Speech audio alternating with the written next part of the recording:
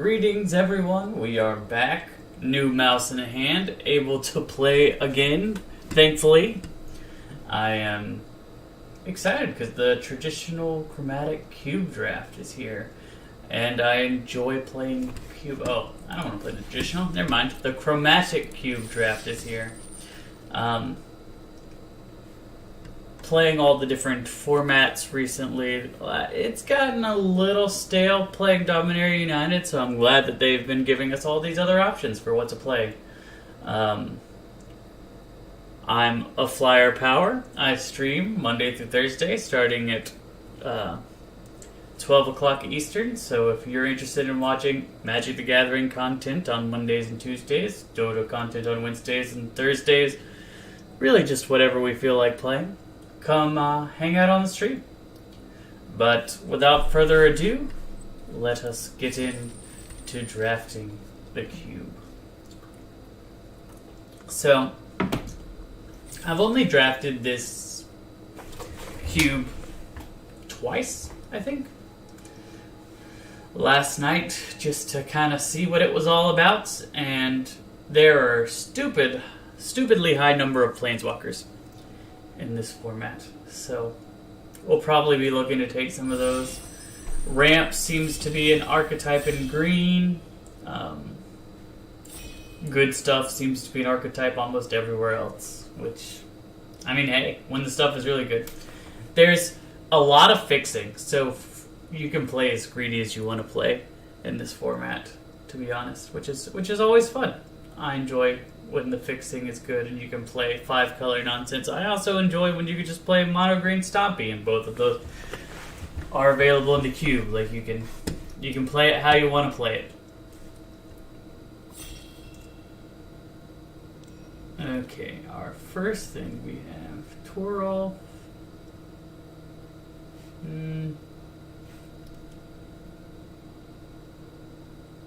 Underrun Lich, Timeless Lewis. Lightning Bolt just seems like a solid card. Very easily splashable. Nothing else looks too exciting. I wonder if we just play mono red. That would be kind of silly, but it would also be probably very good. Half the time when you play cube, just playing mono red is very good. So, I think I'm just going to take the Bolt. It's the most flexible. Okay, we're instantly past a red planeswalker that is a very good red planeswalker. Zuriel, the ability to give all of your creatures haste just makes everything such a threat. It also makes its own tokens, which is very good. Leyline Binding is a solid card, but like it supposes that we're both in white and in another color, so I don't know if we take it already. I think we just get Zuriel. Expect to feel the full power of my wrath. Okay. Options. We could get Atsushi. Continue our mono red ways. We could grab Murderous Rider if we wanted to kind of hedge into black and get a removal spell. Emil is a cool card, but I feel like Emil wheels more often than not, so probably not. Tovolar could be a good pick here. It's really down between Tovolar, Murderous Rider, and Atsushi for me.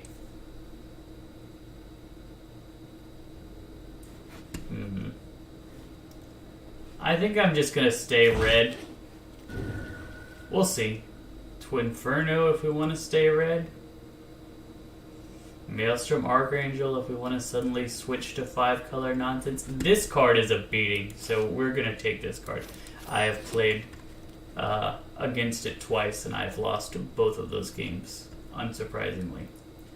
I think I'm going to take Facebreaker, as Facebreaker is very good. Hope to try and get some of these back, or get Steam Vents back.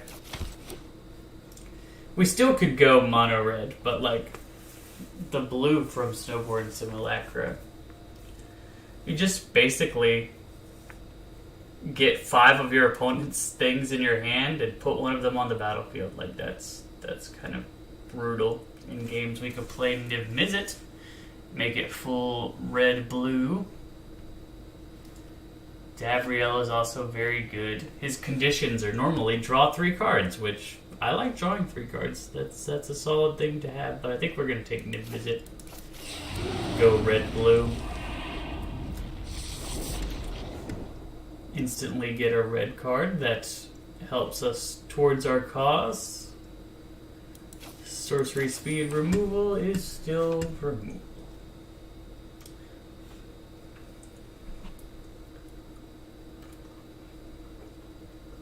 So what we really want in this deck to make it just that much better, there is a young Pyromancer in the cube, and I would love to see young Pyromancer.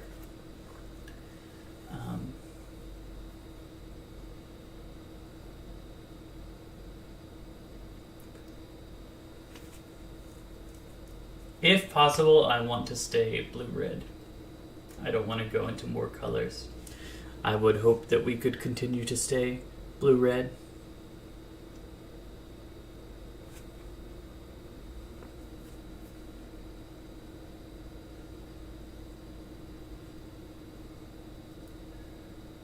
Let's see. Oh, Prosper's so good. I just said, let's stay blue-red, and then they passed me one of the best black-red cards. If you can't answer Prosper, its value is just so high. Okay, I'm going to take Prosper. We might end up in 3-color. Nimbus, it's going to be hard to cast, but maybe we can get some fixing. Maybe we can get a Chromatic Lantern or something. I actually haven't seen Chromatic Lantern, so I don't know if it's in the cube.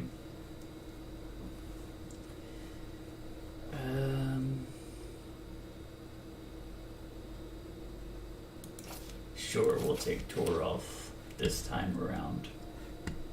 It's a 5/4, and it can also be an equipment that shoots lightning bolts at people. So that ain't bad.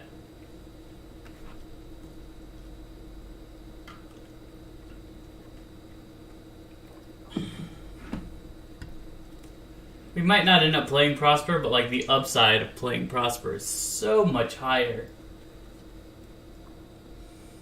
You just get a whole nother card every turn, and that card, when you play it, you get treasure. The Gearhold came back. Xander's Lounge is precisely the fixing that I want. So I think we just take... We're gonna play it safe and take our mana fixing when we can get our mana fixing.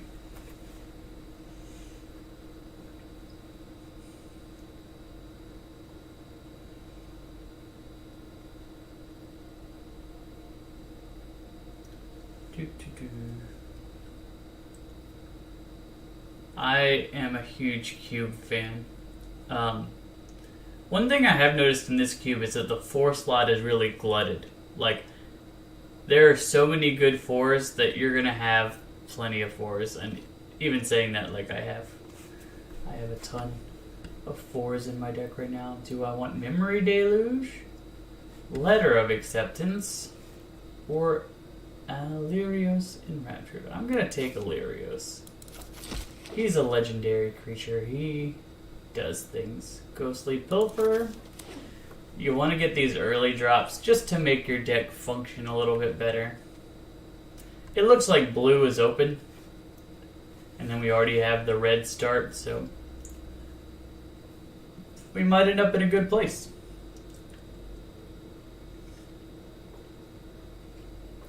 I'd like a little bit more burn. That would really help this come together well. Man, that water is absolutely terrible. But, yeah. Facebreaker can ramp us a little bit. I would like to get a little bit more ramp, but, like, there's enough 3-drop ramp that I wasn't super sold on the Letter of Acceptance. It doesn't look like the Steam Vents came back around, I don't think. Unless I'm misremembering the pack.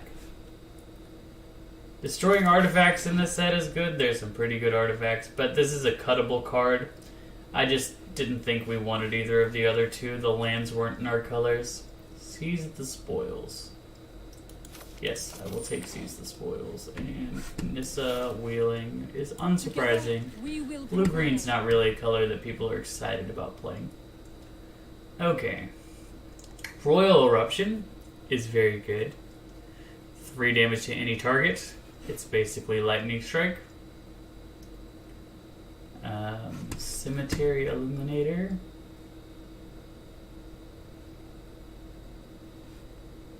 Dream Eater.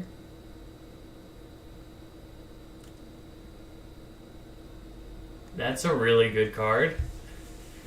But like, I really want Royal Eruption. I think I have to take the Dream Eater though. I can't resist the bombs. Like, this is how you win the game, right? There he is. We got him. Young Peasy.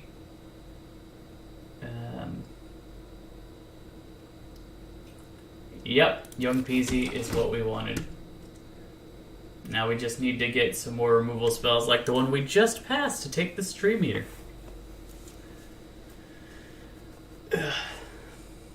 That is one of the troubles that you'll find in Cube, is that sometimes there are so many good cards, it's hard to choose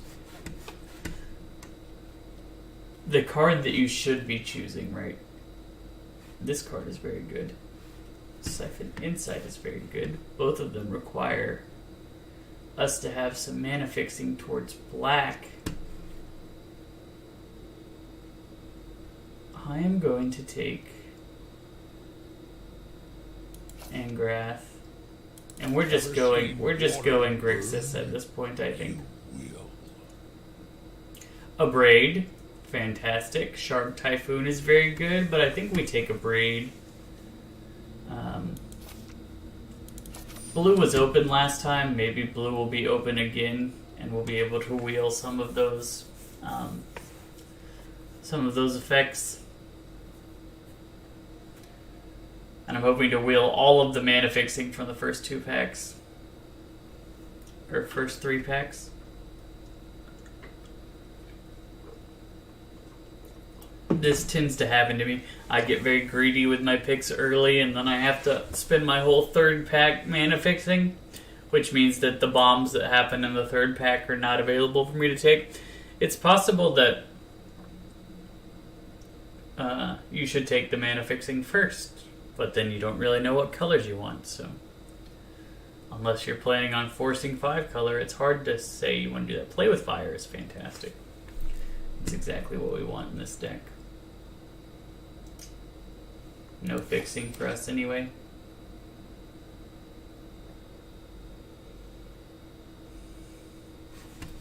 So we're starting to get some removal in the 1 and 2 mana column, which is great. Fantastic. Helps you deal with the green ramp that comes out.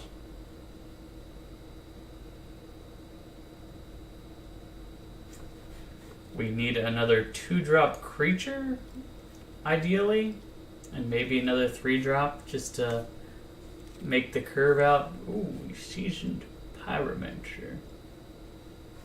Yes, please. Speak of the 3-drop creature.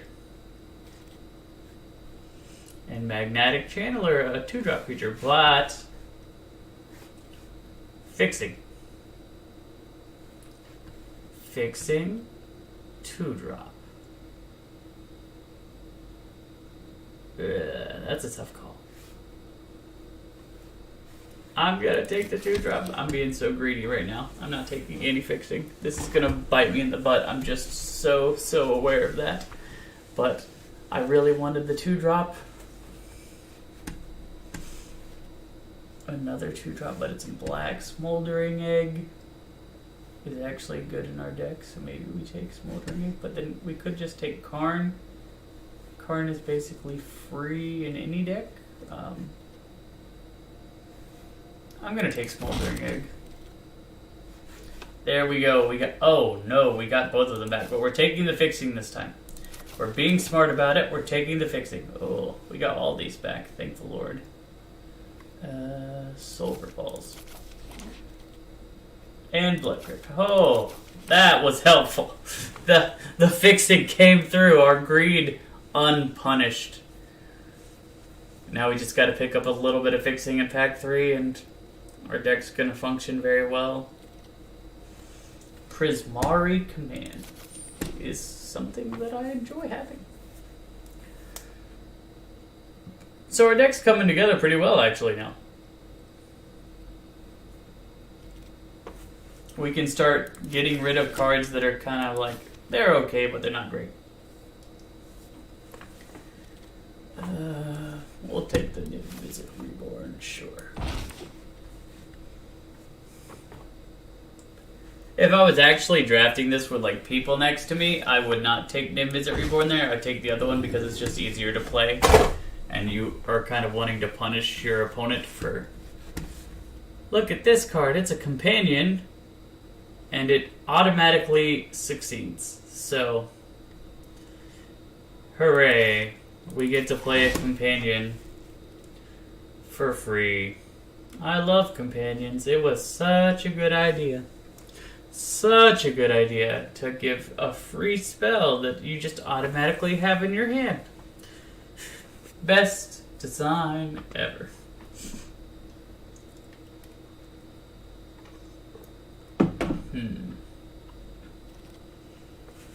Okay, so no lands for our cause. We could take 3 mana fixing. We could take Ancient Copper Dragon. It's a good card. You could take Mirage Mirror. I think we take the Ancient Copper Dragon here. Yeah. Tiamat. We could take Reckoner Bankbuster. Thassa's Intervention, though, is probably what I want to take. Future Spell Thief. Ah, that's a neat card. Hopefully we wheel that. As far as I can tell, there aren't many counter spells in this cube, so taking some is kind of necessary to make sure your blue-red deck can go over the top. Like, that's typically how blue-red goes over the top. Ooh, Ob Nixilis. Midnight Clock. Fixing this hand. This is like a fantastic pack for us. We want like 12 of these cards. The Clock is really tempting because it's additional mana and it can get us more cards. Ob Nixilis is a really good card. I think I want Ob. And I'm hoping to wheel the Clock. I'm not afraid of any of you. Man, all of the fixing we're getting is not in our colors, which is unfortunate. Elder Dragon War is a good card, though. Can reset the board. Ooh, Dragon Master Outcast. Sarkhan. Interesting. That's a neat card. You can make yourself have some Shivan Dragons. Chaos Balor. Interesting. Electrolyze. I like Electrolyze a lot. Yeah, I'm gonna take Electrolyze. Jin Gataxia is also good. Like, there were so many good cards in there for us. Rail! Zarek! Or Fixing! Man. Why do the choices come hard? I think we take Ral. What would you risk to beat me? Agent of Rafine. Conjure a duplicate of the top card of their library into your hand. That's pretty cool. Electro-Dominate. Electro-Dominate seems cool also. Spell Swindle came back. Another counter spell, of which there are a few. Mirari Conjecture is good. Like, now we've already got so many cards that we're going to have to cut some stuff. Illyrio's just seems kind of average compared to the rest of the things that we're doing. Lutri is not going to be in the main deck. So it's like, you don't really have to worry about Lutri as part of your... So we take 7 away, and we've still got... Oh, we take 4 away. 5 away, I mean. We have 28 cards we need to cut We need to cut 5 more. It's gonna be tough to cut this down.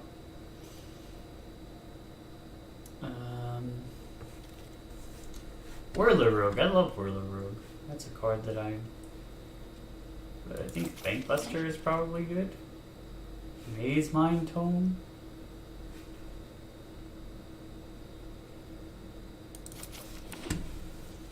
Both of these cards are awesome. How did they wait so long to come around? We didn't get as much fixing as we would have liked. Is it possible we cut black to make our deck function better? I don't think so. Like, it's just the black in this is such a strong splash. Commence the end game. No. We're not gonna play it, but like, at least it's in our colors, so we'll take it, but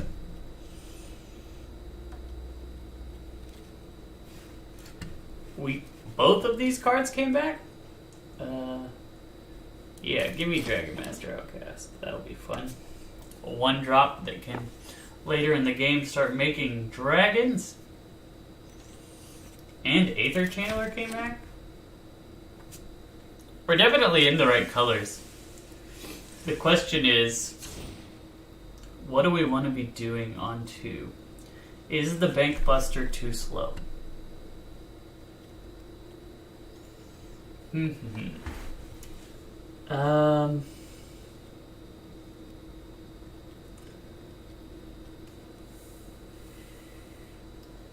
Yeah, I think I'm gonna get rid of the Bank Buster. Its effect is too similar to Maze Mind Tome.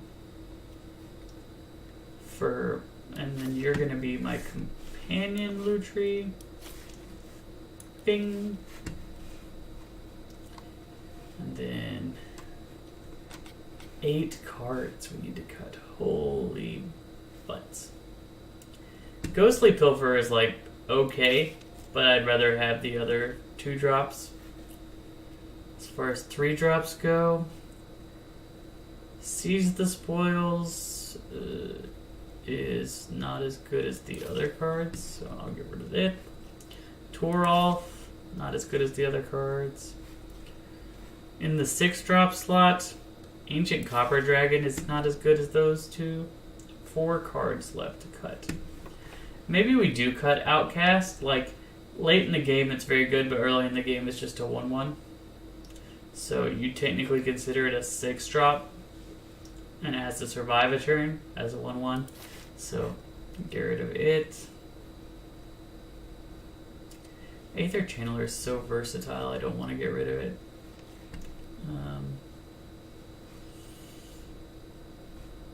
Maybe we get rid of Spell Swindle. 5-mana counter spells are hard to make work. Oh my goodness, we have too many good cards. This is the problem with Cube, is you have too many amazing cards to play. I don't want to cut any of these cards, to be honest.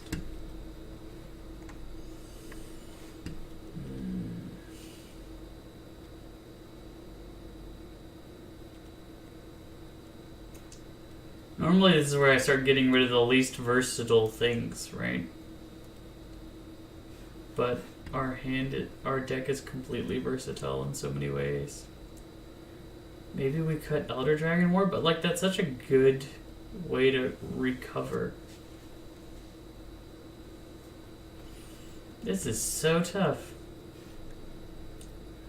Is Aether Channeler good enough? I'm gonna say no. I'm gonna get rid of that. And then 1 more card to cut.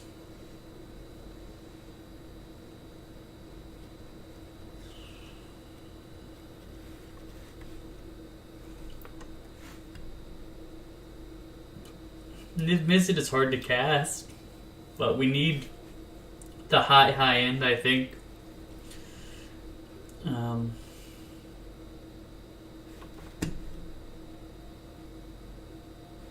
I can honestly not. I can't think of what to cut here. It might be Electro Dominance. But like the ability to cast a spell without having to pay its mana cost, plus burn something out is a huge tempo swing.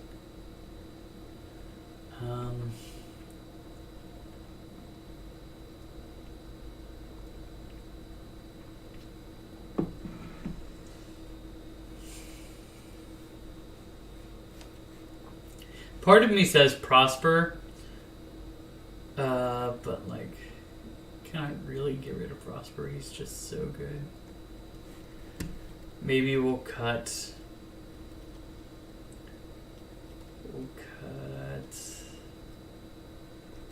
I might regret this, but I think I'm gonna cut Thassa's Intervention. Try it like that. We might bring Thassa's Intervention in back after we play a round. We're just gonna make sure we know how the deck functions before. Okay. This is a mulligan hand. We can't cast anything in our hands. There we go. Much better. Keep this and a red back. Yeah, we're gonna send the mountain back. We need 2. Okay. You in tapped. And we'll curve out pretty well. Doesn't look like we're against ramps, so that's a positive. We'll say hello to our opponent. Forgot to do that earlier. Interesting. They have the Ghostly Pilfer. But if they want to draw based on attacking, I'll make a treasure with my Magmatic Channeler.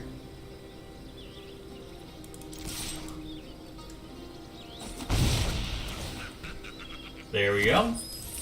Ramping, so that we can get to this card, X5, which will be amazing.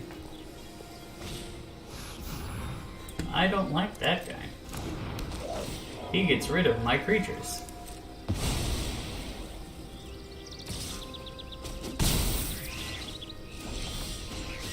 So, I think I do this, kill the Skyclave.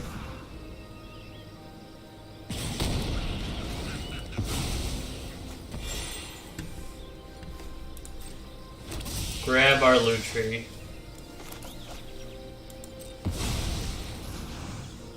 And then...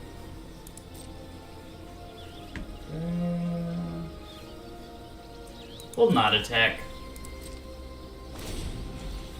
The 1 damage is not worth potentially taking 2 damage.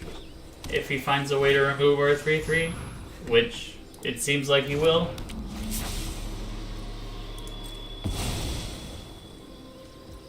Now we're glad we left our Magmatic Channeler up. Ooh, our Maze Mind Tome.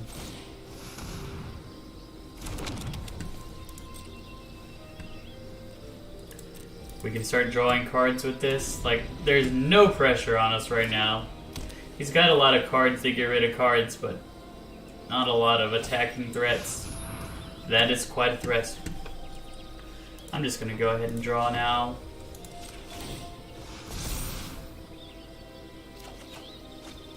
Electrolyze. I like Electrolyze. I could get rid of...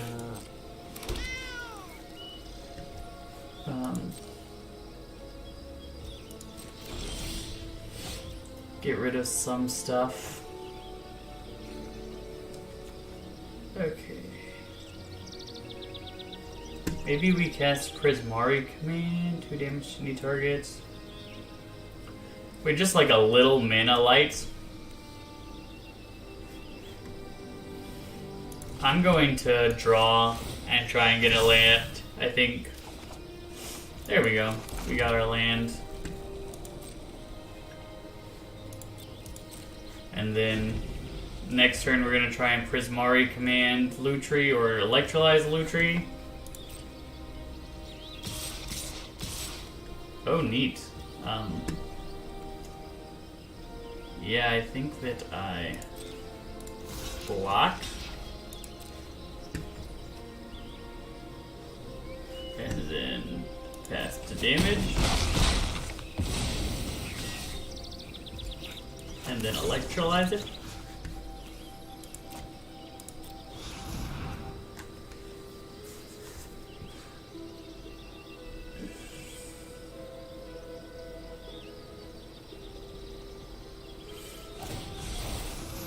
my goodness. That was a beating.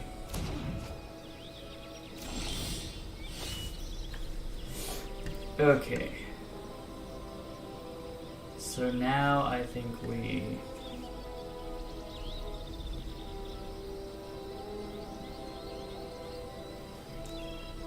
So we'll put control on. We will put this on you. And we will cast Lutri.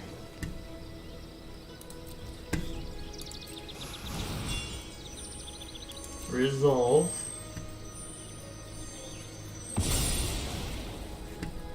Resolve.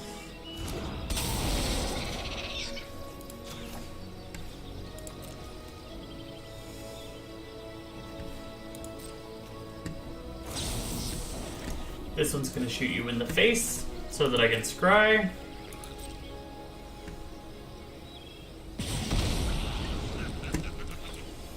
Kind of just want lands.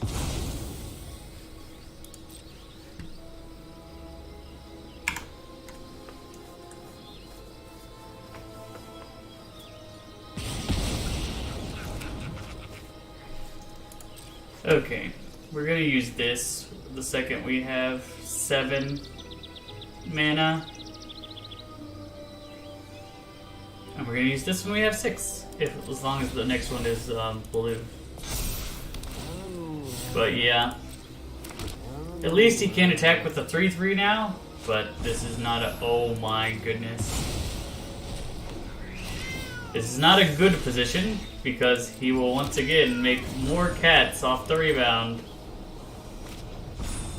Ah, he just wants to get aggro. I'm dead. He got me.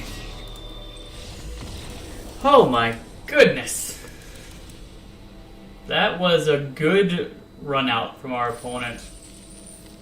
Like, if he doesn't have exactly the Regal Caracal, the rest of the cards in his deck weren't doing anything, right?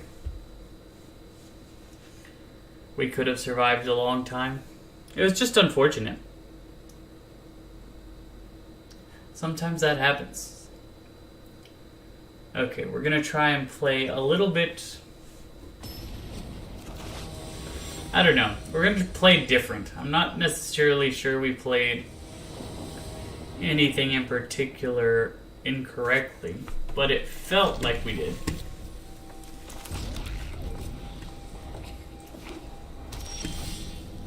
Ooh, that was a good draw. Having an Abrade in case he plays some sort of ramp here, and then we get to go Facebreaker next turn. Okay, now we just get to go Facebreaker into Ral. Those are positive things. Our opponent appears to be on 5 color. Yep, definitely 5 color. Oh, never mind.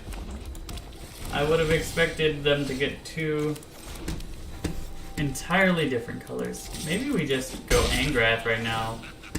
Yeah, I think I'm just gonna go Angrath.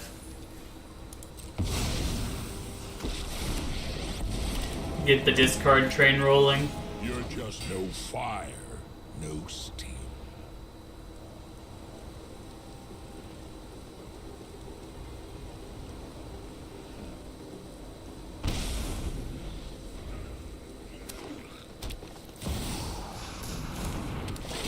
The Raise Boar. Goodness gracious. Okay, so I'm going to attack your face, get my treasure, make you discard a card. No fire, no steam. Play Prosper.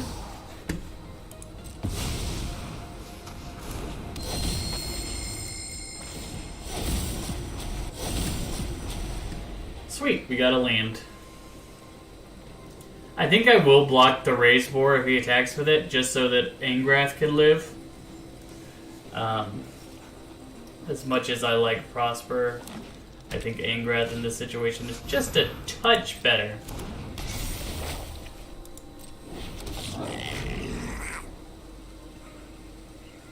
The ability to just keep needling his hand over and over again.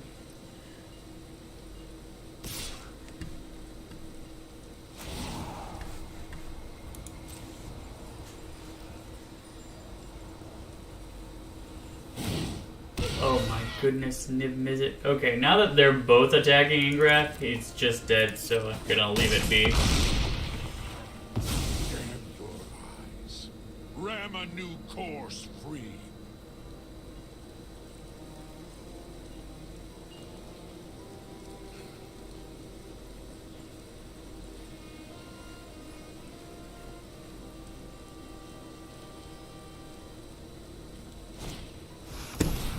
Oh man. Man, did he choose the way to blow himself out?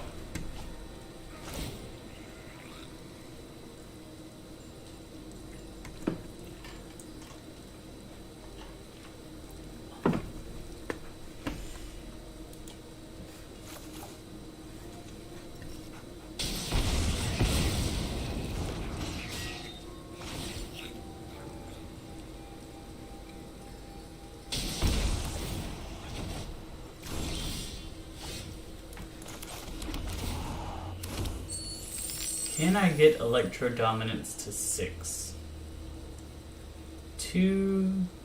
It's 5. Yes, I can. Okay. So you attack.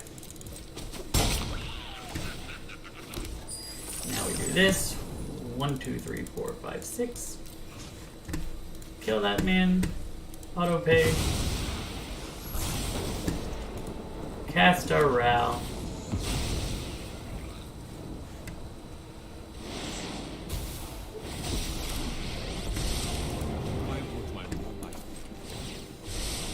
Creature plus supercharged energy equals. Maybe we do want a second blue source. Especially because Prosper's gonna let us play it off the top. He might just go straight to get the race boar back. But at the very least, we're not having to deal with him putting Niv Mizzet into play. You might just put Niv Mizzet into play. Either one of those is pretty solid.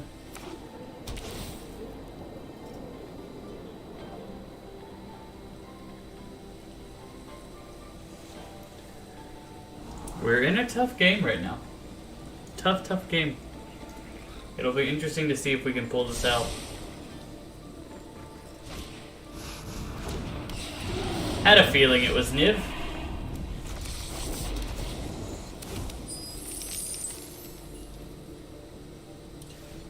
Okay, so you... Little scry action over here. I have some bad news for you. I'll take that one. Play this guy. Grab this guy. Attack with Facebreaker.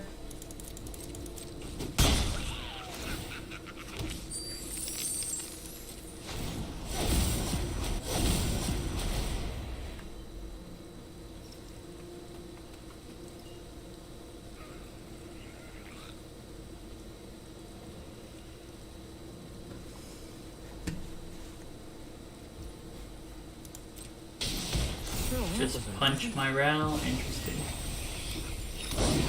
Next turn I can kind of go nuts with this Electrolyze. I can kill Niv Mizzet. Oh my goodness, Tiamat.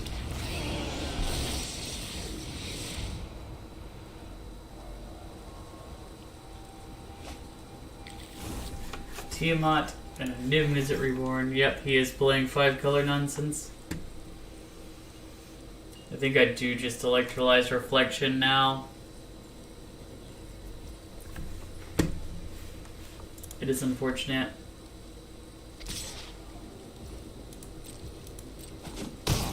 Used my ego too.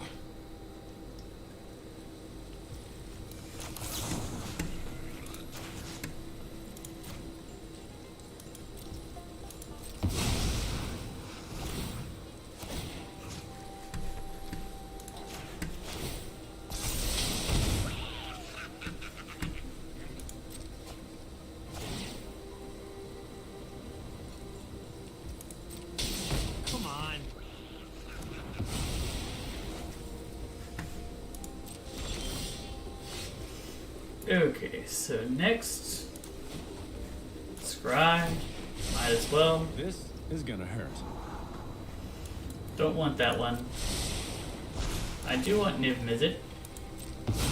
So we'll play Niv Mizzet. Next I'll go to combat. I'm gonna attack with both of these guys. If he wants to block with Tiamat, that's his prerogative. Okay, now we're gonna play do I wanna play Yeah, probably. I'm just gonna play regular old Obnixilis. Enough of your petty notions of Make a devil. You work for me now, Runt. Ooh, my goodness, our opponent is a lot lower than I expected them to be. With this lightning bolt, we can get them all the way to 1. My empire. Which means if this guy dies, they die? They're so close, but they might just lose to our Niv Mizzet plus this 1 lightning bolt. That's amazing. That's amazing. Hooray! Hooray, hooray! We found a way. We burned.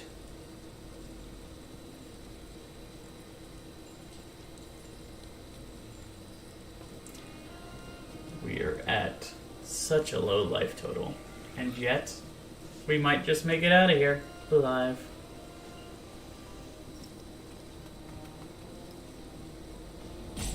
He has to deal with Niv Mizzet in a way that doesn't make me draw a card.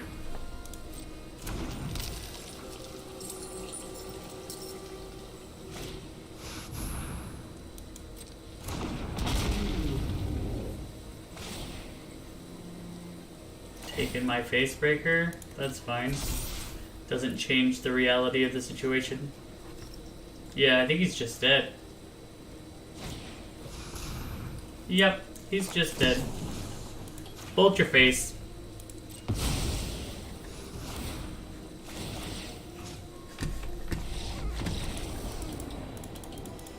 We did it! We won! He looked like he had a lot of good things going on, but sometimes you just have enough burn. Like, just enough burn to make things work. Which is always fun. Oh. My goodness.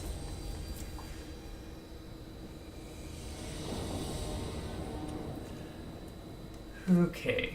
This is a great hand. We start with Young Peasy into a Braid. Which is what we want. We've been going first a lot too, which I'm grateful for. Going first is such a good feeling in these game modes.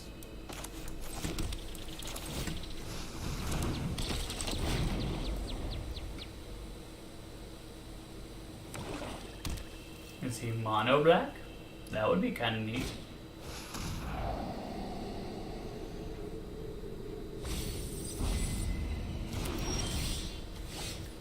Let's play this tap. That was actually kind of a perfect draw. Because we wanted to play a 2-drop threat, or we wanted to play this card. We'll make sure he gets to pick what he wants. That is exactly what we hoped he picked. And then we murder his Blood Mage and get our one.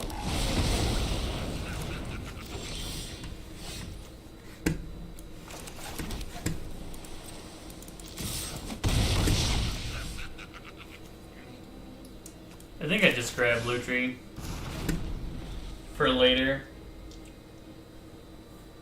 It does look like he's mono black. He's played 3 cards. They've all been, 3 lands. They've all been swamps. This would be the time for him to grab another card. So if it's another swamp, we'll know for a fact that he is mono-colored. Solemn is annoying though, because like I don't want to trade my Young Pyromancer for Solemn Simulacrum. Ooh, there we go. There's a card worth playing. Prosper is here, and he's not mono red, he's red black.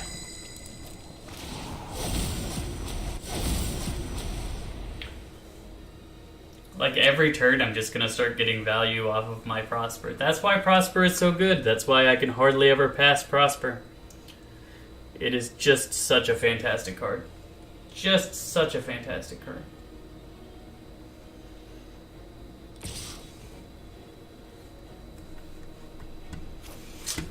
No blocks.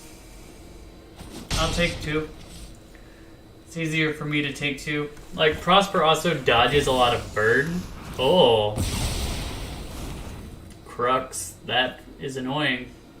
But we get to play Zerial on an open board, which gives everything haste next turn, so. And we get to play Maze Mind Tome. Look at that. Value for days. The wars are ended. Just gonna go ahead and scry. I don't want that. I'd say we're in a pretty good spot. Like, he just used his Wrath, and we're still ahead on board after a Wrath. That's always what you hope for.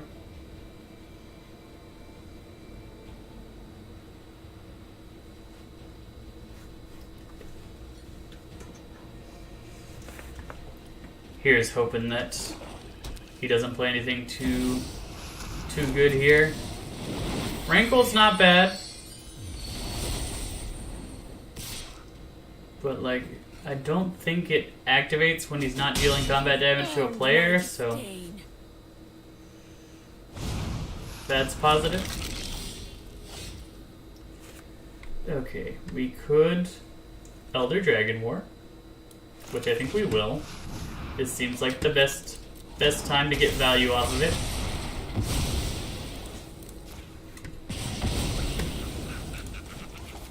Then we make a devil.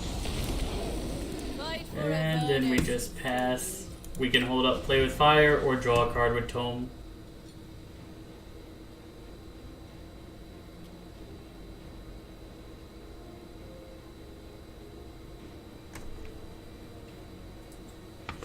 It's a shame we don't have Niv-Mizzet out when we're playing the Mode 2 of the Elder Dragon War. Like, how awesome would it be playing, having Niv-Mizzet when we had to discard any number of cards and draw that many cards?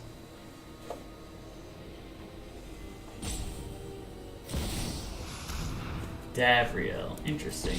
If he goes for the -2, I'm just gonna Play with Fire as Fate. You want me to fight? That is an annoying thing.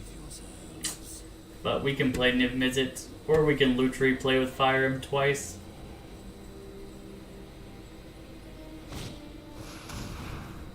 His own Maze Mind Tome.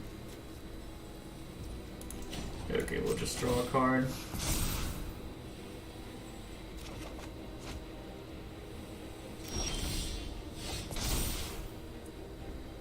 I'm gonna discard my lands. Okay, we'll play Niv-Mizzet.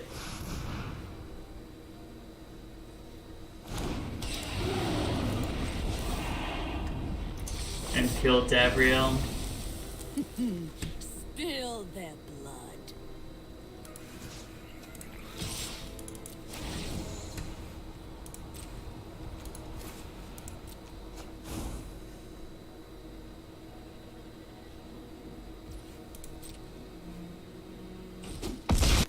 Okay, I'd say we're in a really good spot now. I'm terminating our contract.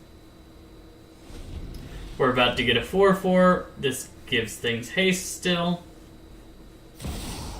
Noxious Gearhulk. Well, that is obnoxious. Killing our Niv-Mizzet before we really even got value off of it. I disapprove. We can kill the Gearhulk with Lutri Play with Fire if we want to. Probably worthwhile. We'll just make another one of these. Now we will turn full control on, Play with Fire the Gearhulk, submit 1. Autopay. And then we will Lutri.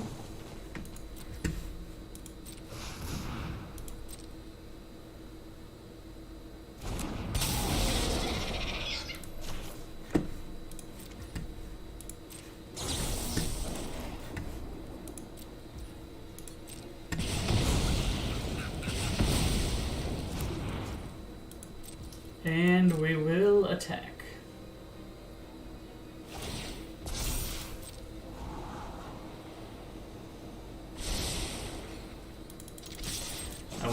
got that he's so excited about.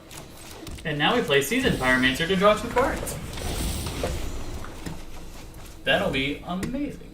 I said drawing 2 lands and having it not be as amazing as I would have hoped.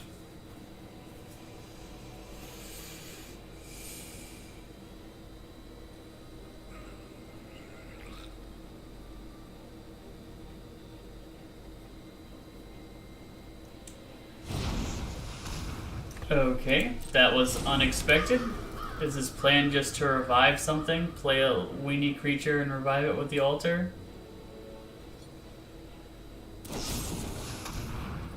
Does not appear to be the case just yet.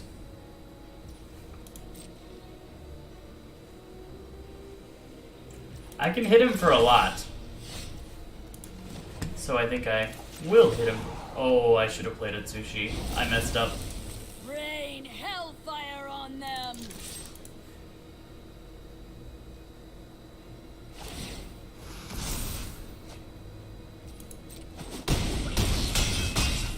Yep, that would have been lethal. Oh my goodness. Oops.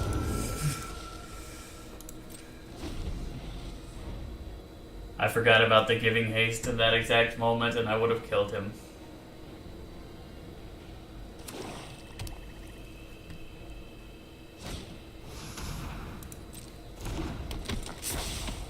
He's probably gonna sack it to bring back his Noxious Gear Hulk, which will be obnoxious.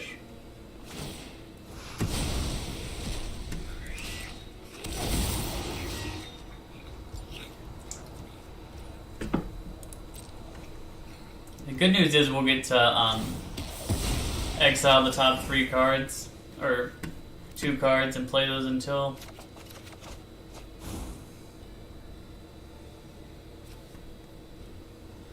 the end of turn.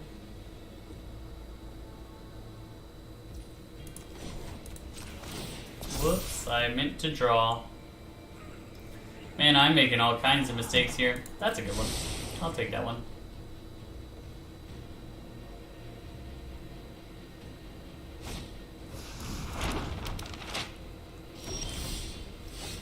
Play you.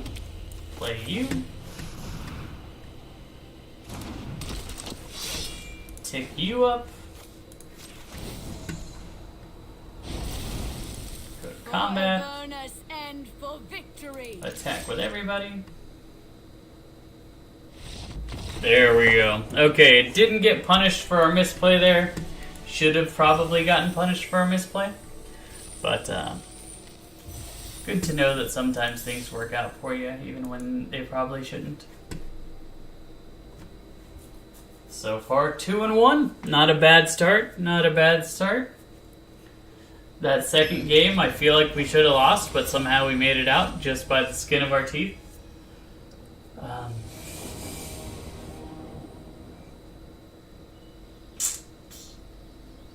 This is like right on the edge of keepable. To the point where I'm going to try it. I don't actually know if that's correct, but I'm going to try it just because we have 2 things we can cast. Blue sources are fairly common in our deck to be able to draw. And we're on the draw anyway, so we'll have a lot of looks at a blue source. Ooh, that was a freaking great draw. Love that for us. Getting young PZ. I really don't want to have to use a removal spell before I get PZ down, so unless they play something truly obnoxious, I'm probably just going to run. Okay, perfect. Perfecto. That is not obnoxious, so we can just run Young Pyromancer out.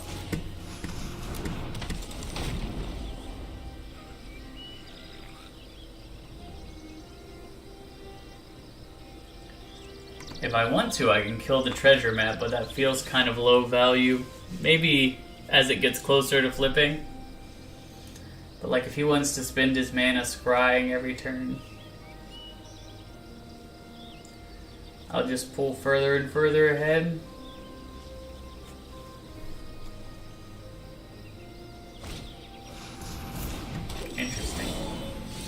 That is kind of annoying, as it is a card I cannot deal with, so I'm just gonna grab my Lutri.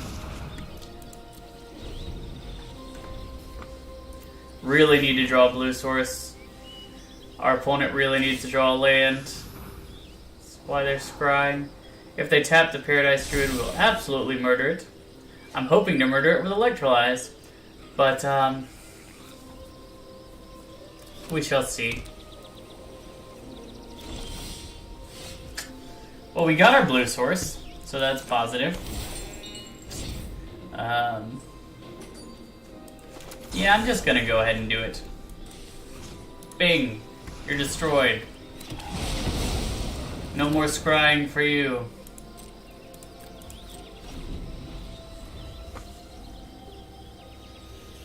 If you want to use your Paradise Druid, you're gonna have to use it one time and then I'm gonna murder it. Interesting. Okay. I will Electrolyze, but his mana is pretty much secured. Key to the Archive is a very good card. If you have the chance to draft it, I would recommend it. My turn, okay. So we play Electrolyze, you and you.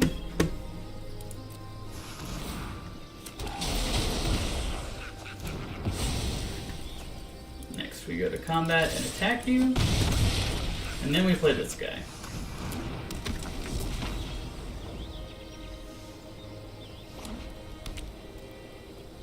Six mana.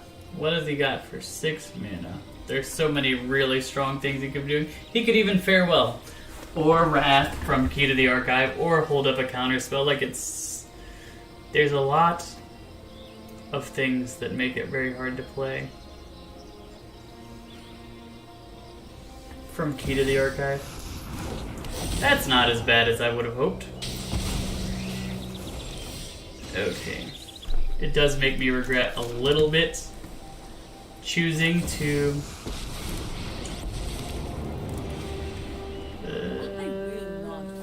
I'm just gonna make tokens. My army ever grows.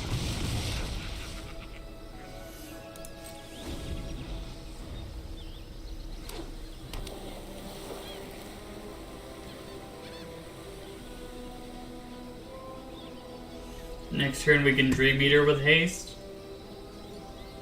So that's neat.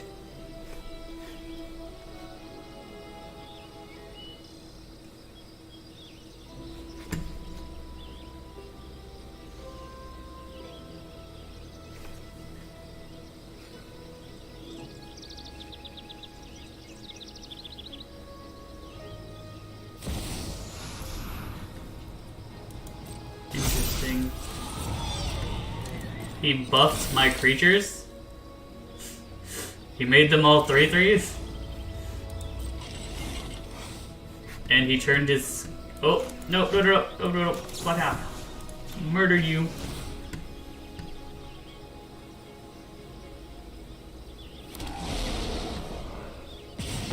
Your Harmonious Archon is really coming back to bite you at this exact moment.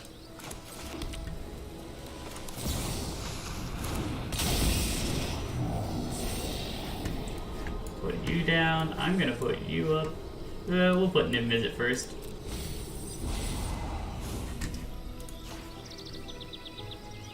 Yeah, go back to your hand.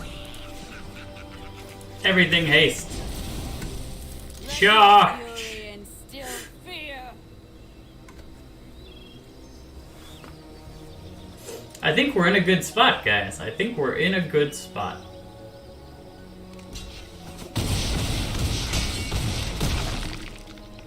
And by in a good spot, I mean the other person is dead. 3 wins! Hooray! 3-1 so far. We lost our first one, and then we've rallied.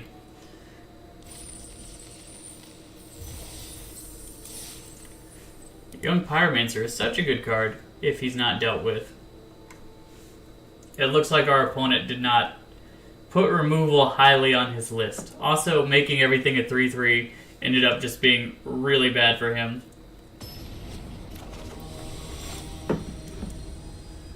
Cats Fan UK 87.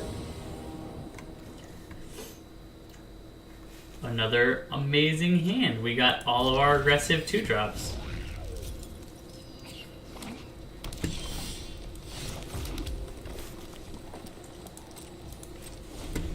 I'm probably not gonna bolt unless like he plays an amazing bolt target. Because we want value off our young peasy friends. Value off our peasy. This is another awesome card to have drawn. Okay, so play this. We will attack you for 2. And play Magmatic Channeler. I should have grabbed Lutri there. It's debatable as to which one I wanted to do. Oh my goodness, that's actually awesome for us. He's really doing nothing for this horribly long time.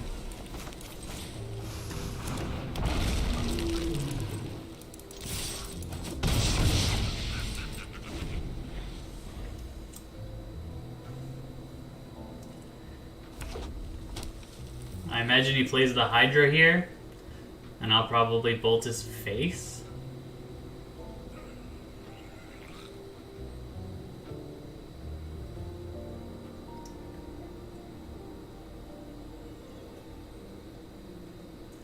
Unless he wants to use more of the cards that he's got up there. X4. Who are you gonna fight? My egg? Sure. You got him. You can hit me for 5 too if you want to.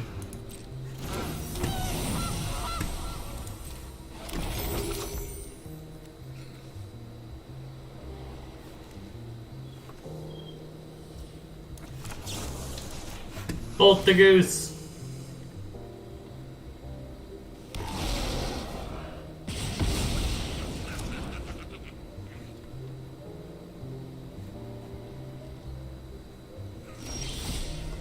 Okay, now's where we go for the trick, right? We're just gonna attack with this 1/1. See what he does.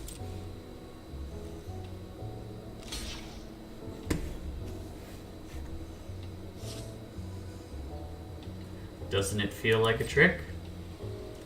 Why would I attack with only it and nothing else? Oh my goodness, I messed up. I messed up bad.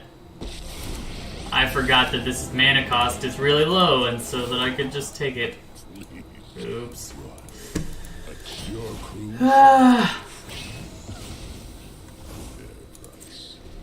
That was my mess up.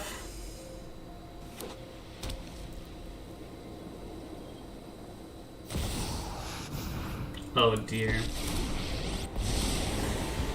That mess up could cost me big here.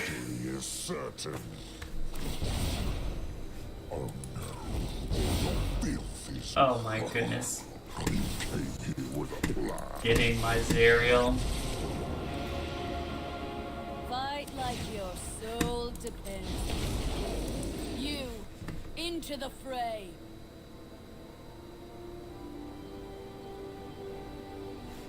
It's this turn, it's not even.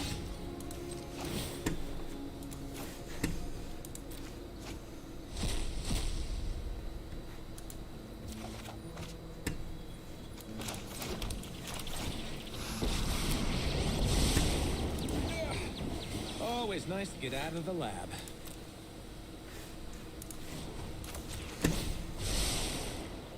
I have just the thing to take me out for good.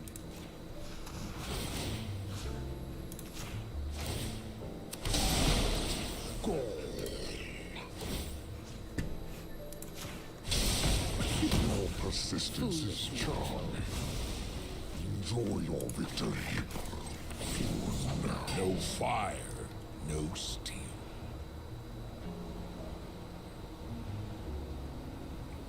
Okay, so we found our way out of there.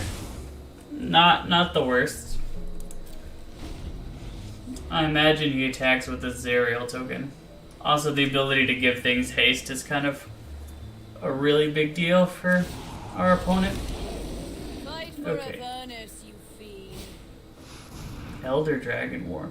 Oh, so he's finishing off our creatures and one of our planeswalkers. Oh, never mind. He's not finishing off our planeswalkers. Come on. I'll take that. Do it.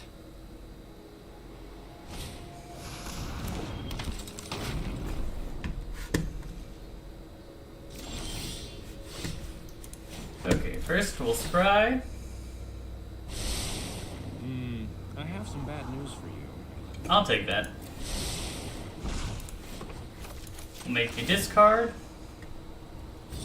No fire, no steel.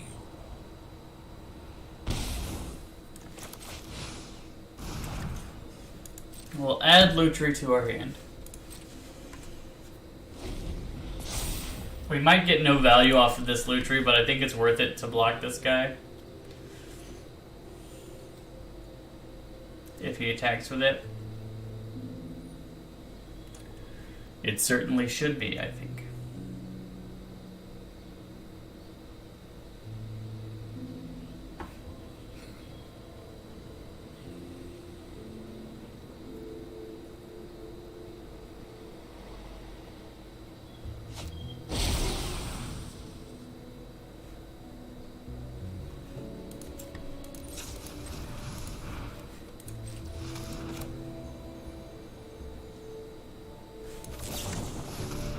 I know that it's no value, but I'm still gonna play it anyway. Back to the devil's chains in the storm-wrecked sea I go. That opus was very good. Get in formation.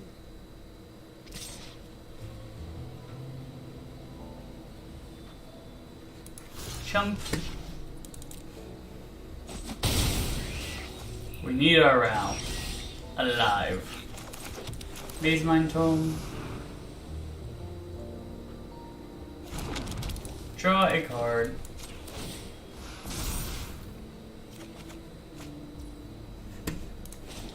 Copy. You're not gonna like this.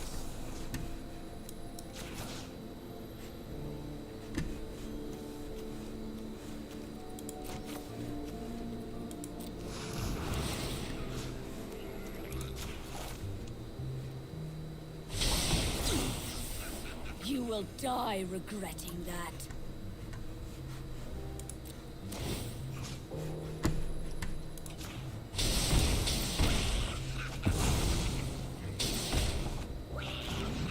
A lost battle does not quell my fury.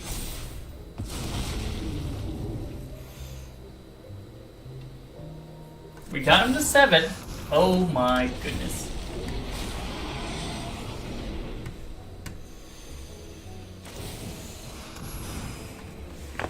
Well, we're gonna have to count on this to do a lot of work right now.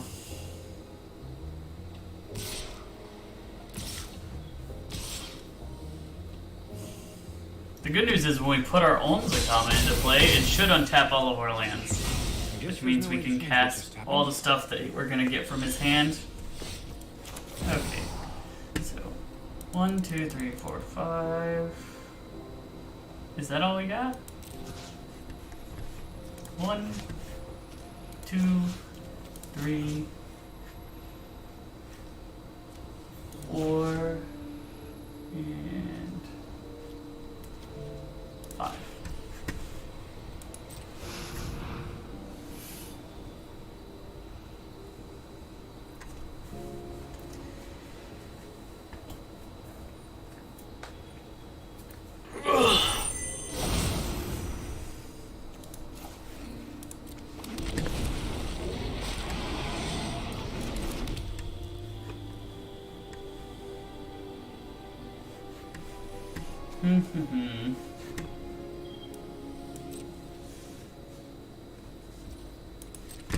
Mizukama. Yeah, we didn't cast it. Unfortunate. Yeah, you got me. Got me good on that one. Unfortunate. 3 and 2. 3 and 2. Could have been better. Could have been worse. But, We're still in it. That guy's deck was kind of odd. I feel like we probably could have beat it more often than not. Nicol Bolas is just a beating. He could have ticked up and gotten a land, but he ticked up and got a planeswalker, which actually had meaningful value to the game. Unfortunate. Okay, I think this is worth keeping on the draw. We have a lot of time to get one more land. We have all of our colors. There we go, we got a land. We could use some more red sources, but otherwise, we're doing fine. If we don't get a red source, I guess we just get Lutri into our hand.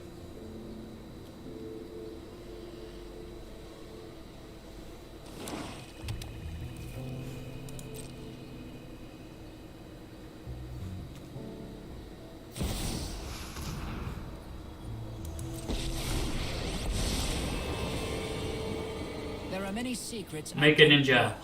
But not for long. Make a ninja. Dang it. Now we can't bolt him down. Thanks. I'll be taking that now. There's no actual time frame where I am able to do that, if that's what, like, if that's the play that he makes.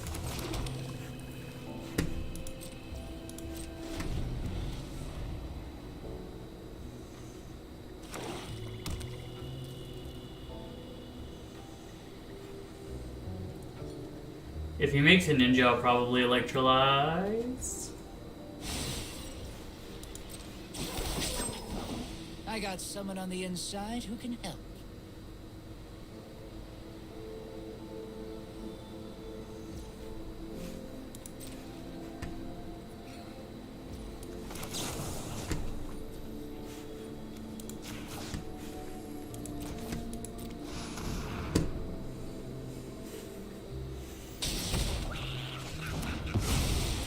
Thank you for your service, friend.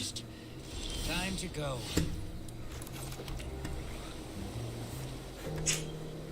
And, yeah, I'm just gonna grab Lutri.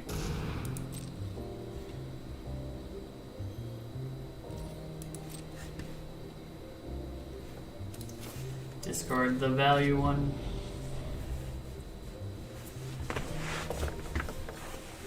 He wasn't gonna be good for a while anyway, so I'm fine getting rid of him.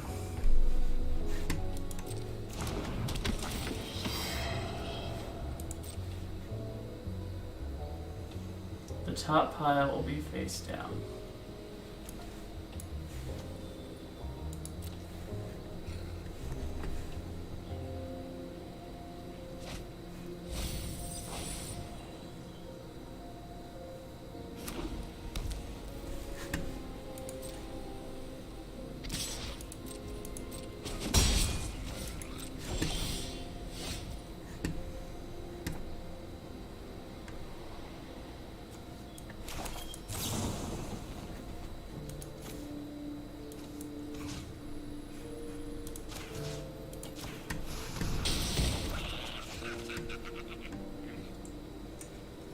Discard Magmatic Chandler, and I'll discard this mountain. Yeah, that's fine. Play Sulfur Balls.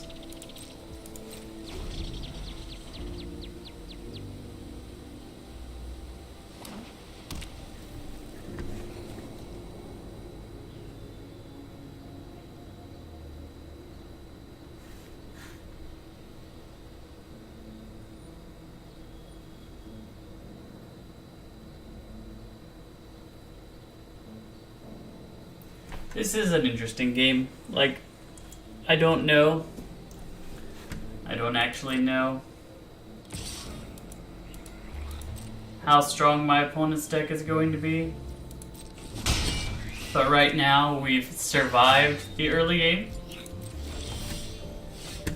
Does he have a spell swindle? Maybe.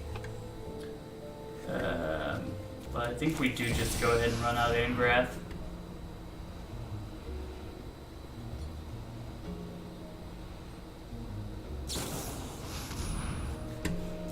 Ah, so he's just returning it to my hand. Boom! Murder it!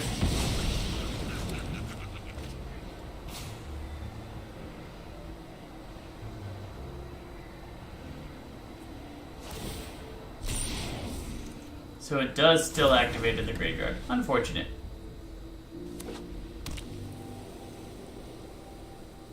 I guess we play Niv next turn if we draw another land. Can't be countered. Has a lot of things it can do.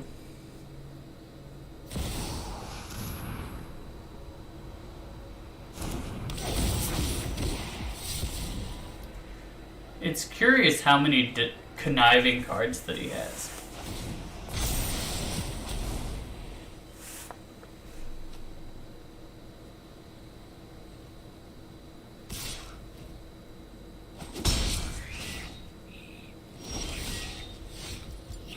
Yes, okay, we'll play Angrath again. We will say discard a card. Fuel for the fires of freedom. No fire, no steel.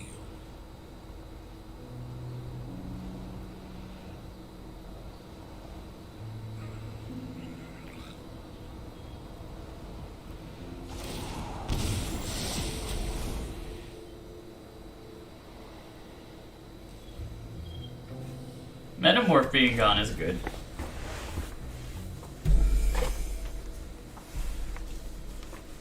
We'll play Dream Eater next turn.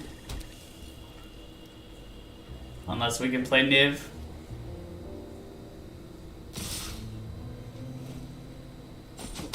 Fire and fury. Angrath lives. If he holds up all his mana, we'll play Niv. Because it can't be countered. Otherwise, we will.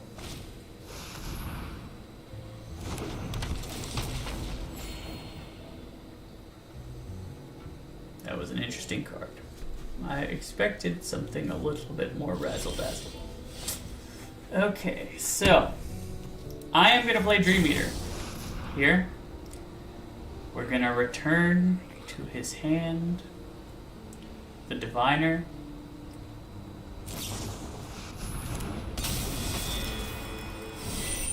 He's making his own Dream Eater. That's unfortunate. Definitely want you and you.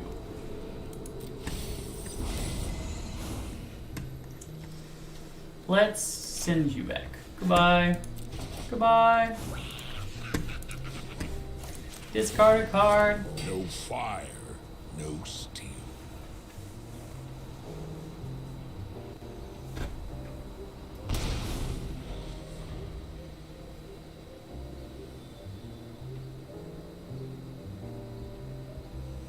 I need one more land, actually. That was probably something I should have looked at before I put all these cards back in. That being said, if he bounces my Dream Eater or my Angrath, both of those are good for me, right?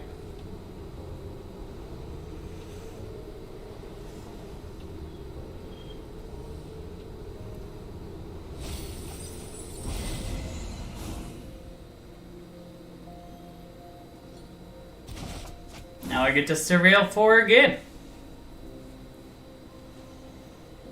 And bounce something else.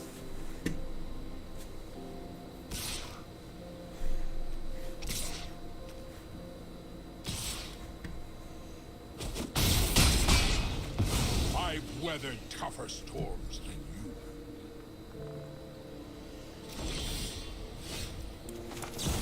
Here we go.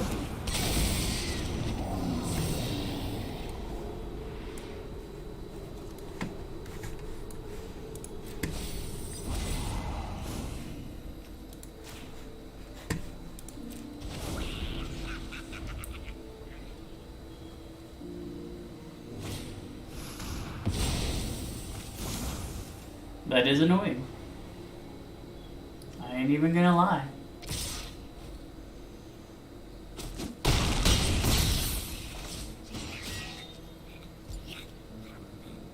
Play something stupidly strong that can deal with the board.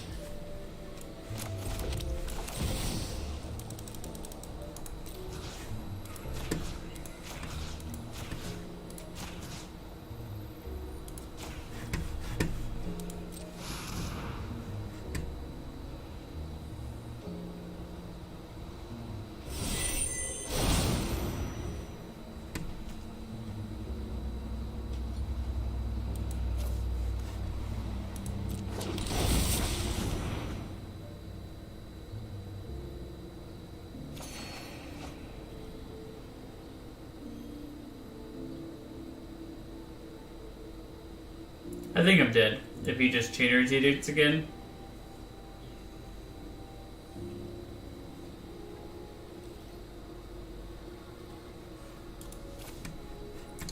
Discard 3 cards. I don't need the lands you gave me, and I don't need the Smoldering It.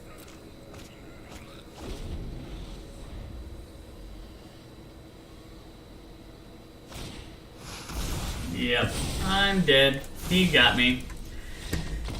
Hard games. Hard games today.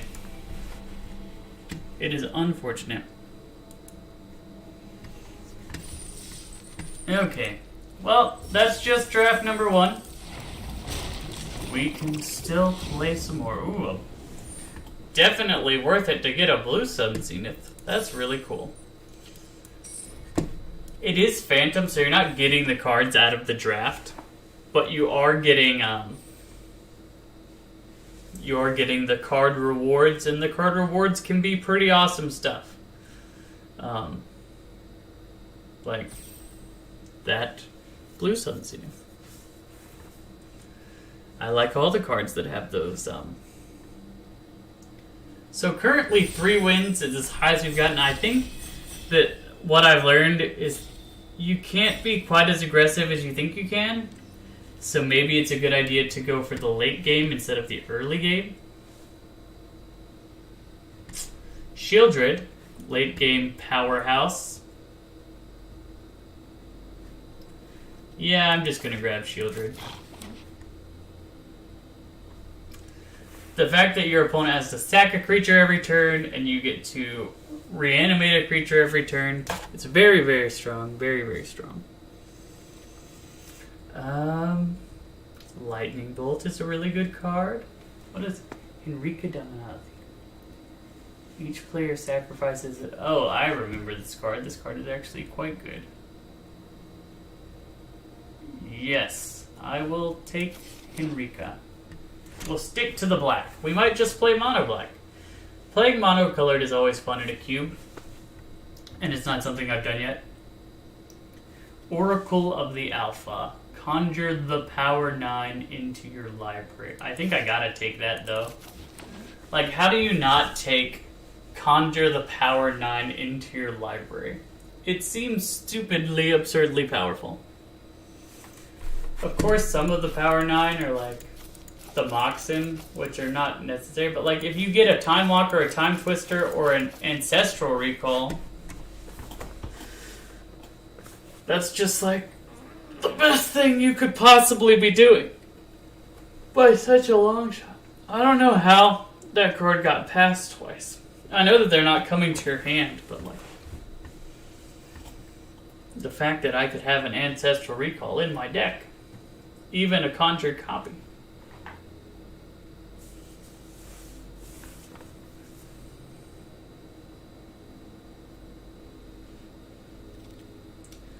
Okay. Search for Azcanta is good in both of our things, but so is Lolth. Lolth is just a solid card. Also, Chromatic Lantern could let us play anything that we wanted. I'm torn. It's either Lolth or Lantern. I kind of want to take the Lantern. Or Search. Or Lolth. I'm going to take the Lantern. I'm going to get on the greed train. We can play whatever we want to play. We got a Chromatic Lantern. We can take lands aggressively in pack 1 and play 5 color nonsense. Now that we've decided to play 2 colors, why not just add another 3? You know? Life's short. Live a little, right? And this is the Chromatic Cube, named after the Lantern. Might as well take the face card of the whole cube.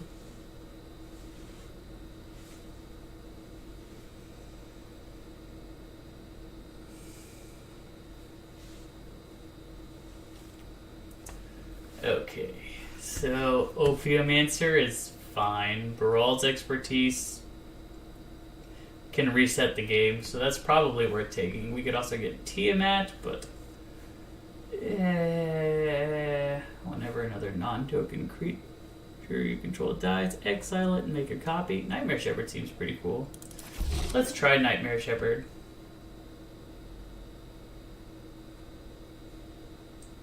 Like, on rate, he's just a good card. 4/4 flyer for 4.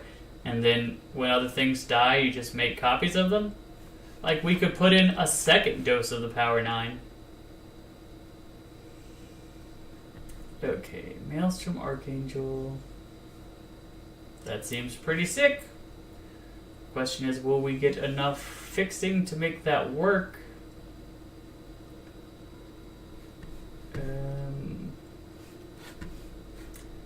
Black is pretty much taken. I don't know why I took Ognis. That was a terrible pick. Like, I looked at it and I was like, it has black in the mana cost, but like, it's a red card. It's not a black card. It's in 2 colors we're not in. It's powerful. Like, it makes treasures, but like, if you can't cast the powerful thing, we might as well have taken another powerful thing that's like even greedier, right? It does seem like somebody to the right of us is in black, so maybe we should start hedging. Also in blue, I didn't see either of those 2 colors represented very well. I really want to get Siphon Insight and the Spectre that steals cards. Those are some of my favorite cards to play. Playing with your opponent's deck is just more fun than playing with your own deck. Jaya is very good. Maybe I'm just gonna hedge into red. And ironically, and I take no blame in this at all, right? We might be headed right back to Grixis Town. But that's not my fault. That was just what was passed to us.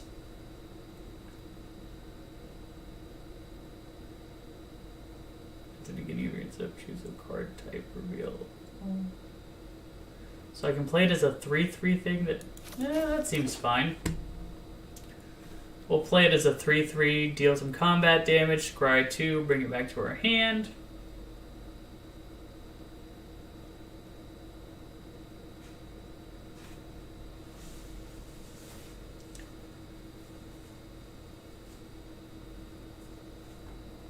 Each card in your hand. Well, it's a good thing that it gets it for cards in hand and not just cards foretold in exile, because I don't imagine we're going to have very many foretold cards. I've seen a Farewell in this, but I haven't really seen a Black Wrath. I hope that there is a Black Wrath, because in those games that we played earlier, just being able to reset the board seems solid. Okay, Nicobolus is a card that I like to play, so we will play it. We're doing it, baby. We're back in Grixis. You know, it's ironic that I'm playing Grixis twice in a row, considering white is my favorite color in Magic, but like, when you look at these Grixis cards, enters the battlefield, they discard a card, transforms into a Planeswalker that makes a bunch of tokens, card that makes them sack a creature and you reanimate a creature. It's just too good to pass up. Vizier is kind of a weird ramp, but I think if we want weird ramp, Guardian Idol is just the weird ramp we'd be looking for.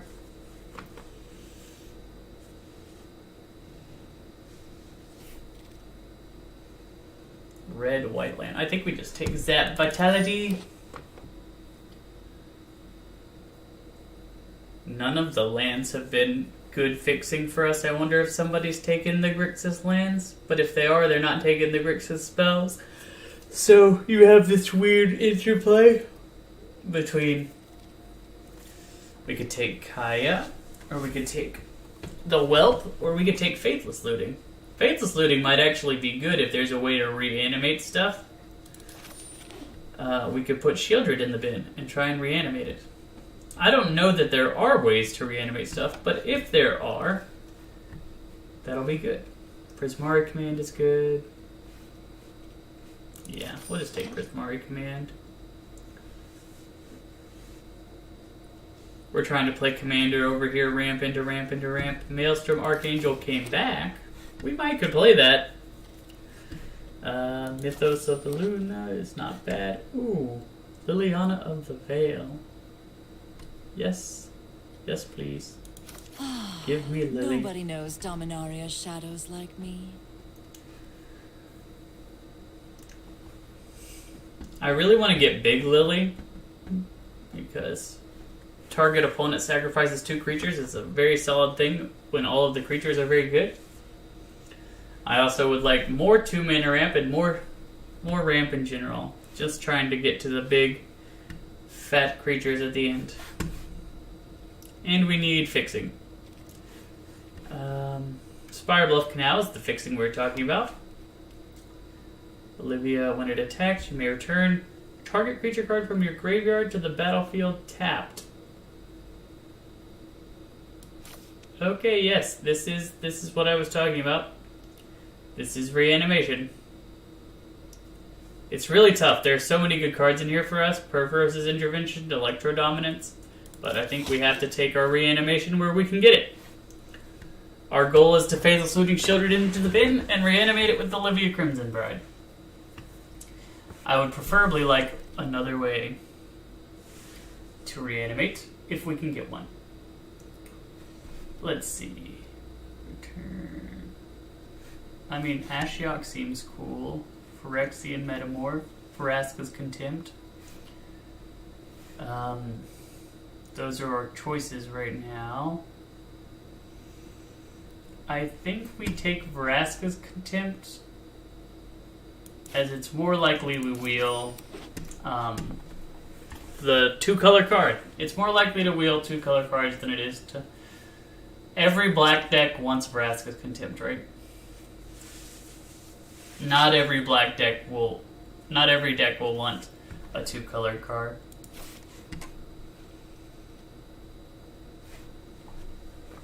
Though it does appear that 5 colors open if I wanted to take 5-color cards. Growth Spiral would be good if I was in that color. Kiora might be worth it, just to ramp a little bit. I really don't understand the artifact thing. I haven't seen a card that makes you want to play artifacts, or like can bring artifacts back from the graveyard. I defy So... gods. Defying you will be easy. I know that Leer is an absolute super bomb. Like, the bombiest bomb. So we'll take it. Getting back all of our instants and sorceries. This is a reset. Resets the board. Not bad. This card allows you to play exiled cards. Gets big fast. I kind of want to take Karn Silex. I like the ability to reset the board when things go bad, and Karn Silex does that. It also stops people from paying life to activate abilities, so a little bit of added upside there. I'm not taking Niv-Mizzet this time. It seemed too hard to cast in a 3-color deck. I will take Letter of Acceptance. It's ramp that also draws us a card later on. We're going to play greedy, we're going to play big. We need all the mana fixing we can... all the ramp we can get. And now we're going to aggressively take mana fixing if it comes back around. Temple of Epiphany, exactly what I was talking about. Mana fixing, coming back around. Oh my goodness, both of these came back? Electro Dominance is so good. Yeah, I think they have to take Electro Dominance. This card is a good utility land.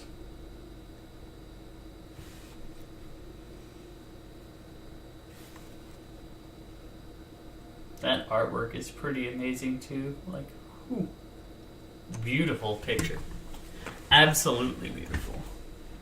Nayo Miyoshi, you did a fantastic job.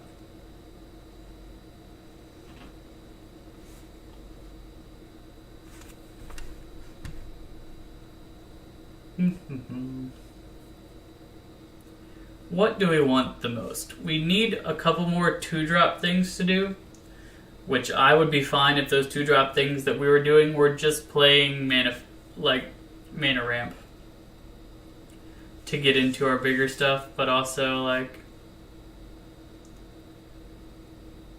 it's good to have early removal would also be very good. Alicia, reanimation, but the smallest reanimation.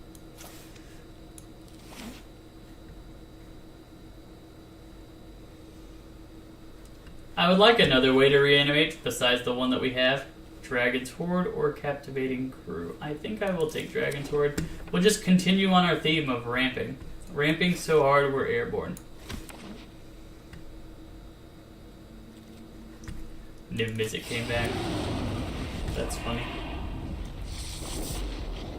Okay, so...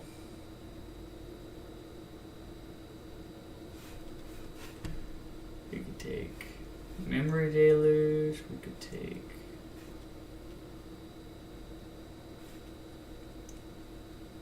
Disperse Discovery. Or Discovery Dispersal. Man, this pack is not ideal for us. The Immortal Sun might be worth playing because it shuts down Planeswalkers. We'll try it. I know this card can absolutely be a house. It's a combo with Jaya. Oh. We'll just get this one again. It breaks board states. Maybe the Spark Double will come back. Electrostatic Blast is good. Aether Channeler is good. Mind Stone. I just want a Mind Stone. As weird as that is. I'm just trying to ramp. Everything is... Our goal is just to get to our high-end cards. I don't know that Dragon's Horde is necessary. We have one dragon. Okay, Robber of the Rich is awesome card. So I will take it, but I want to get this back. Dragon Skull Summit is what we're looking for back. And from now on, we're just taking lands, guys. That's what we're doing. Just lands. I don't even know if I want Niv Mizzet in this deck.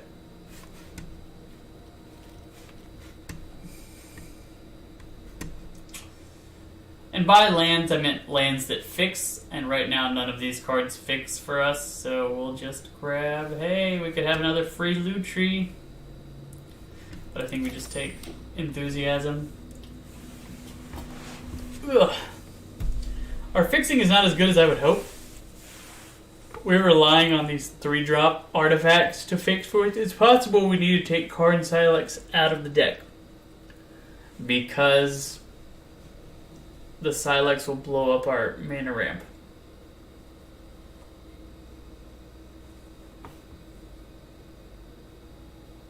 Also, we don't really have the creatures for this Nightmare Shepherd to be amazing. But, like... it's probably still worth it to play as a 4/4/4/4.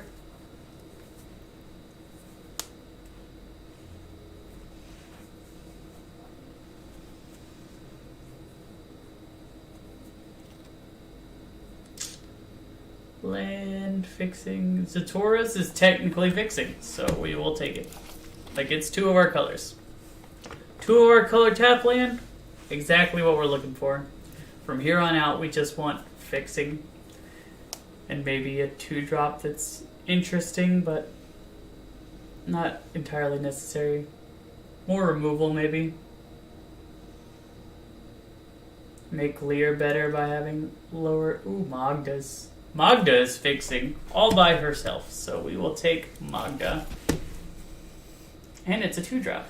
Fantastic. Twin for no... Cold Steel Heart is awesome.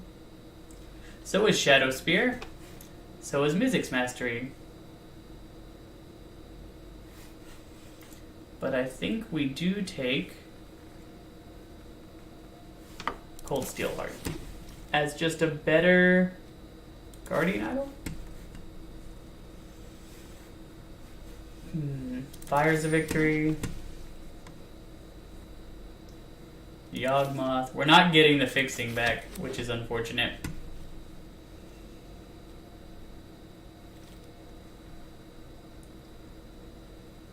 We could take Joint Exploration. Or Champion of Wits. Siphoner. Lutri came back, so we got our companion again. We don't have any fixing besides our fixing over here and Magda. So, might have a hard time. Maybe to that end, we should get rid of cards that are double of a color that are not immediately fantastic. Okay.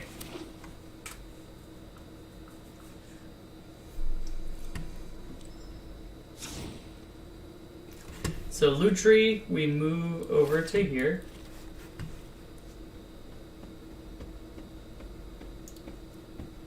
I think we take out the Silex. Yeah, that seems wrong. Okay, I'm taking it out. Of the 2-drops, Sap Vitality is the hardest to cast, so I'm going to get rid of it. We have a Glut on 4.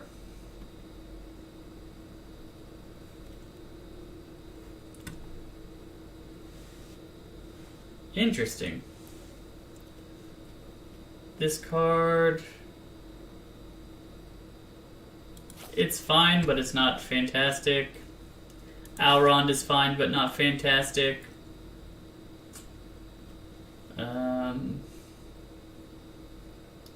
This card's versatility makes it very good, but like it doesn't do anything the turn it comes into play.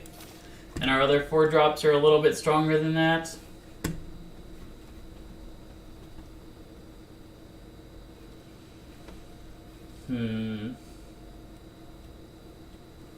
This is a tough choice. I like Champion of Wits because it's like a Prismari command effect, but it's faster. We need our high end significantly, so it has to be one of these lower things, right?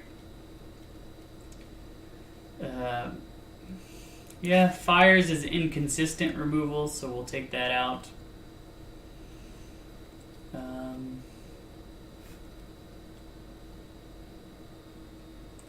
The more I look, the less I want Nightmare Shepherd. We're running Creature Light.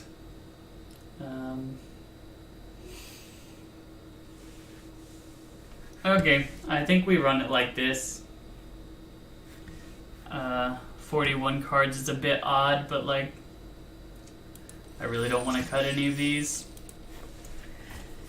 So, let's do it. Let's do it.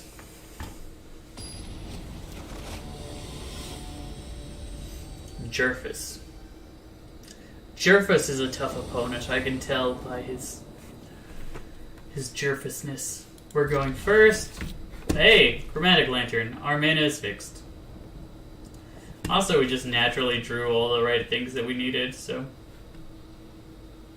Better to be lucky than good, am I right? And Jerfus mulliganed, unfortunate for Jerfus. We have 3 removal spells. And a Chromatic Lantern and a Lutri that we can get later. Oh dear, he bottomed. There's a chance that he... Ooh, nice. Ramp into ramp into ramp.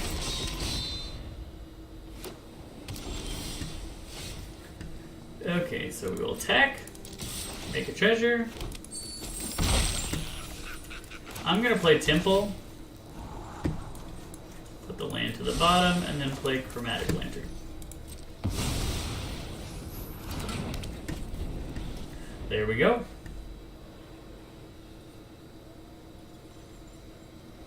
Okay, Jervis has the third land, so at least that was not his tough thing. That was quite the worst sentence that I could have said. We have 5 mana. Here's what I'm going to do first. We will make, and then we'll destroy you. I'm going to discard Veraska's Contempt and the Swamp. That might be wrong, but like, we gotta ramp up somehow, am I right? We are now officially at 6 mana. We need 1 more for Shieldred. We can play Lear off the top. Oh dear. Now he sees what we're working with. That was rude of you, friend.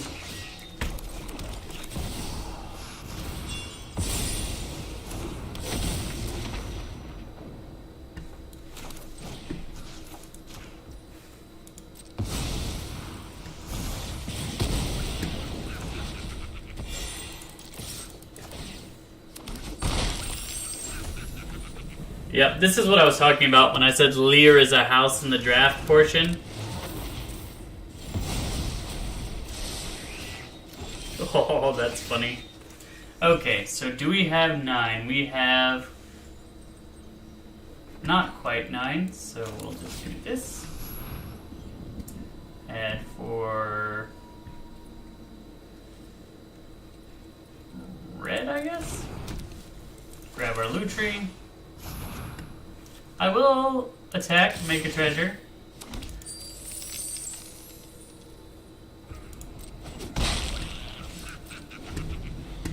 Just have that ability to get a bunch of mana for this Shieldred.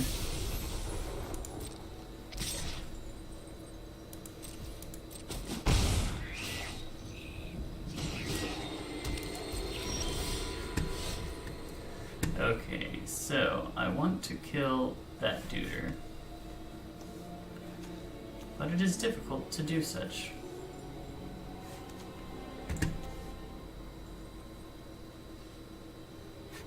Let's see. Okay, so I'm just going to play Shieldred. She is played 9/6 Wagwa. You sack creatures. The good thing is it's at the beginning of the next instep that comes back. Man, do you have a lot of effects that just exile things.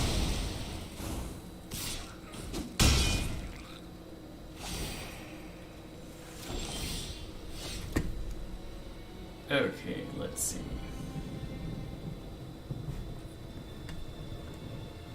So yeah, I'm gonna play Kiora.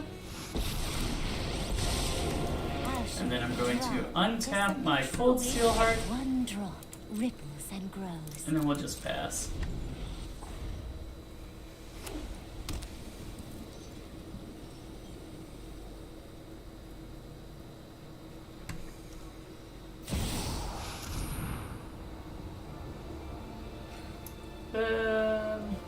How much can I counter this for?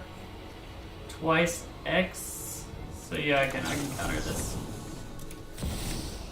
1, 2, 3.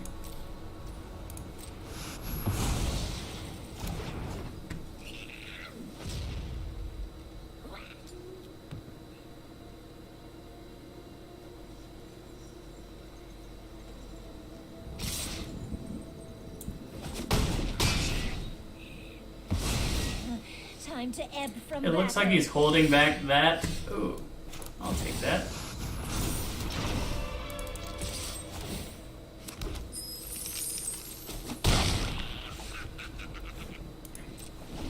Why are you cheaper all of a sudden? Ah, spells I control get plus 1 to cast.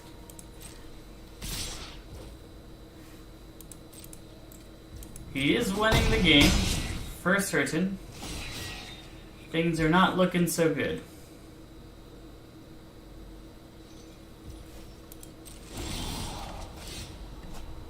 Oh, ho, ho. So we will deal 5 damage, kill you.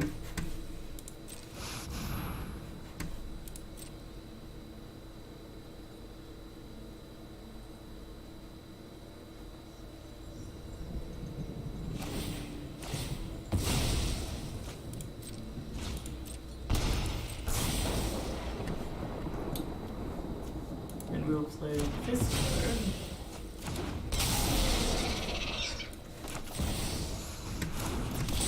We will play Robber of the Rich, and we will attack you with these 2 guys.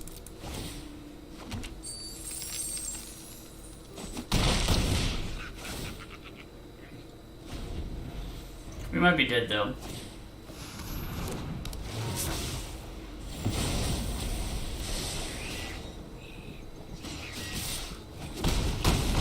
Yeah, I think we are dead.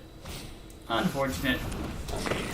That Archangel is such an annoying card. Like, every time I play against it, it just feels like such a beating. It's so hard to deal with. So starting off poorly with a loss. I think that our deck, it just wasn't positioned very well. Like, our cards didn't line up. I don't know if that's a deck building, like a drafting mistake, or if it just happened to be that it played out that way. Yeah, I'll keep this. Kiora's ramp. Everybody keeps mulliganing against me, but didn't help us last time, so hopefully it'll help us this time.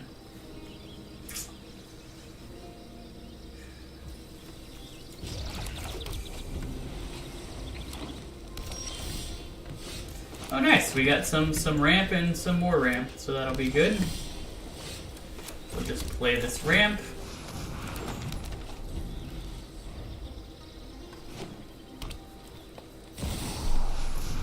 Oracle with the Alpha.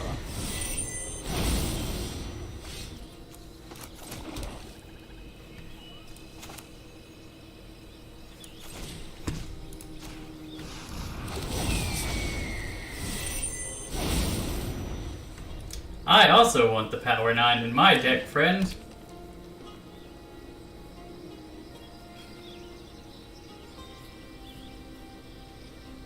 I'll block you. Oh my goodness. Primal Might just to get rid of that? That seems like a bit much, but to each their own. Maybe he's just looking for his good Power 9 cards.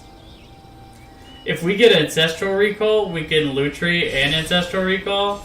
Or we could later. We can't exactly right now, but so we play Kiora. We untap our red source. We murder your Oracle. And then next turn we can play Shieldred if we draw a land. Oh, ho, ho, ho, ho. So I will tap you, untap you, play you.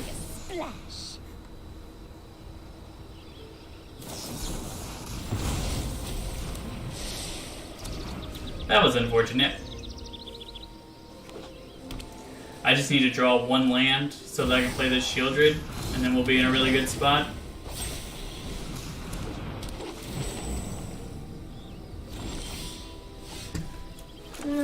That's alright, I suppose.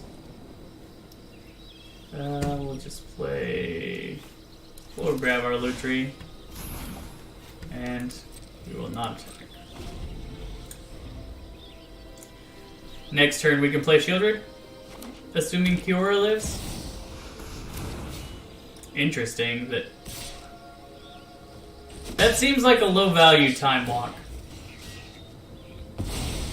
Because, like, he doesn't trigger himself.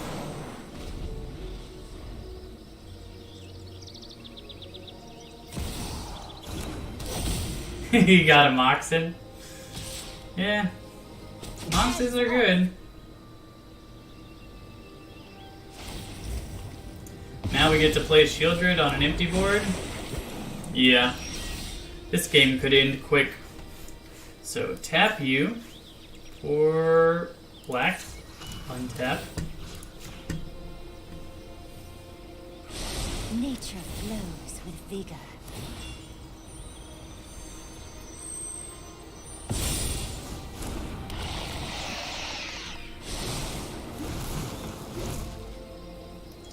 And now you sack your Gallagrators.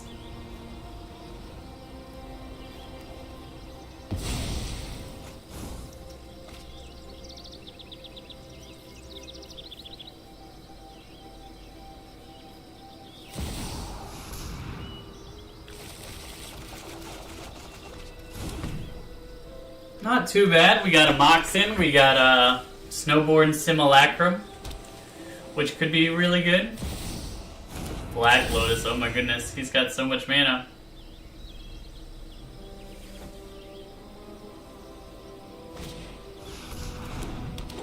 Okay, if this is all he's doing with his mana though, I'm not super worried about it.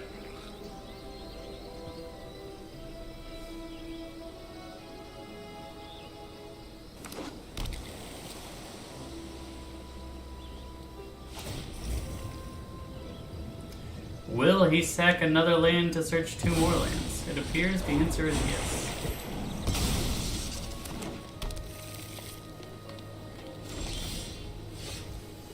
Okay, so we will start by playing this Mox Ruby. Then I will play a land. Then I will play this one.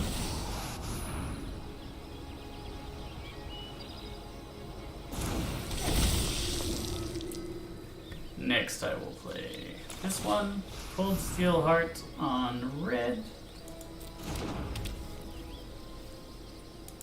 Then I will attack you.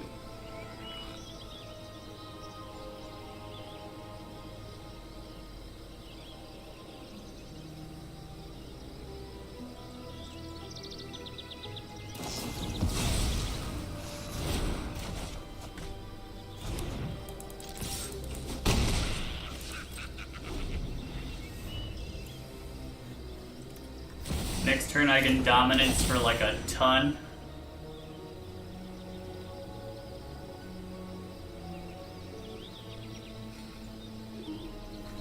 Just shoot them in the face for 1, 2, 3, 4, 5.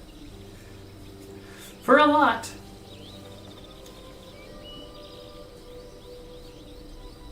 Or I could just play Shieldred again. Either way.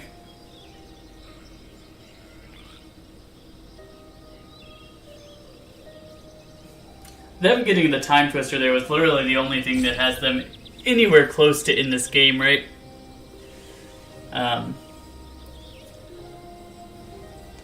So it was a good draw on their part.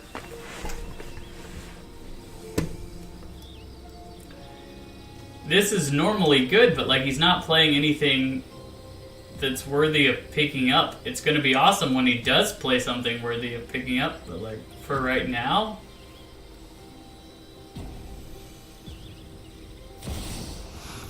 Ah, he's using his own Snowborn Simulacrum.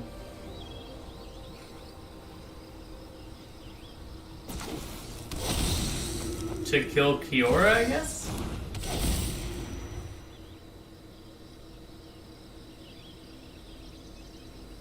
Weird. Weird, weird, weird. Ah, so he gets an extra turn.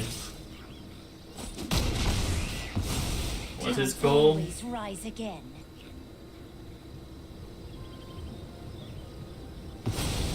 I wonder if he's worried that if he blinks that, he'll put it on my side of the battlefield.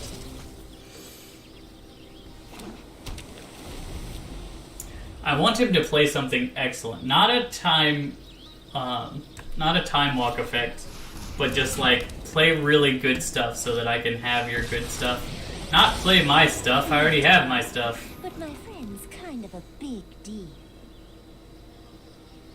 What does he have in hand? I'm so confused.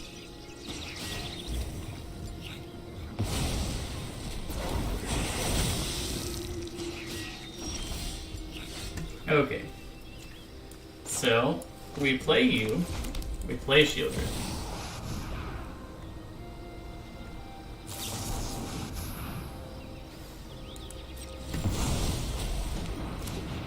We play Time Walk.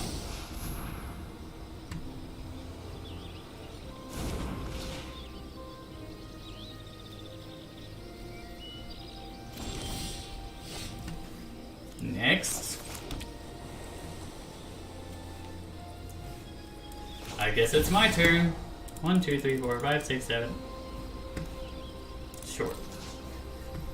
1, 2, 3, 4, 5, 6, 7. Look at that. We can do the same thing as you.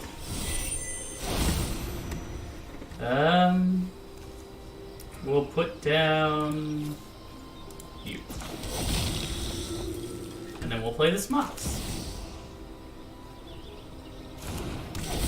And then we'll play this Chromatically.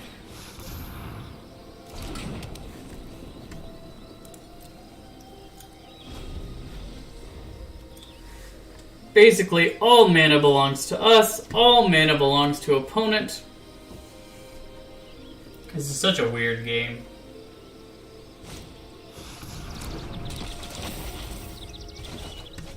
Just to hit us for 4? Sure. We are running low on life.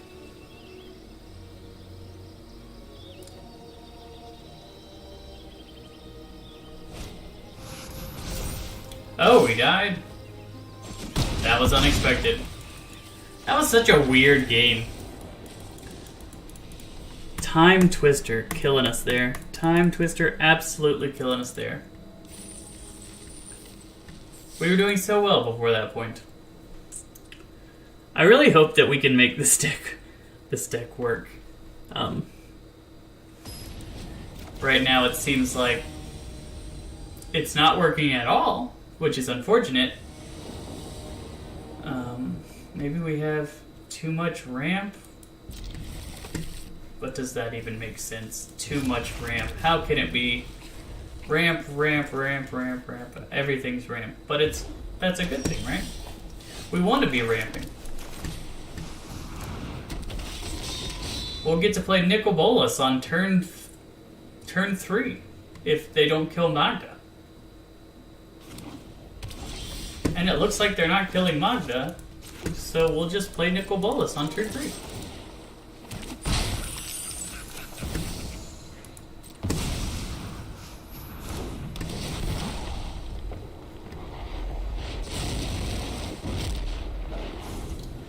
Our start right now seems very aggro, and yet we have ramp too, so not a bad start for us. We can put Oracle of the Alpha into play, give us a lot more options. Woe Strider is fine. I'm not concerned with it in the slightest. I think we do attack with both. I want the treasure, and I'll trade Magda for the Woe Strider. That works too.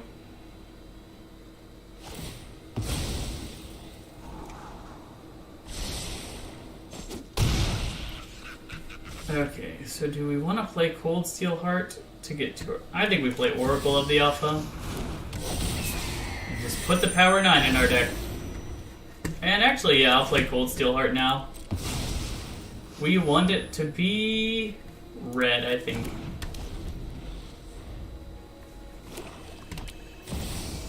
Shieldred. That's a solid card.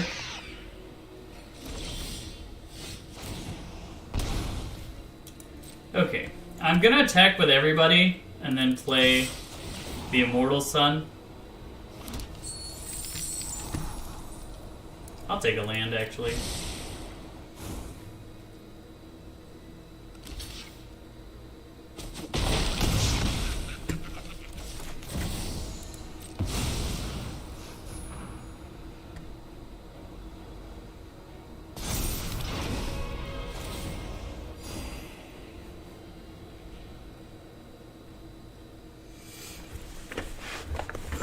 Now we get 2 cards a turn. Angel of Invention. That is annoying. He's going to be hitting us pretty hard here. This is another one of those times that it's like, do we really want to attack anymore? Okay, how do I get rid of Shieldred?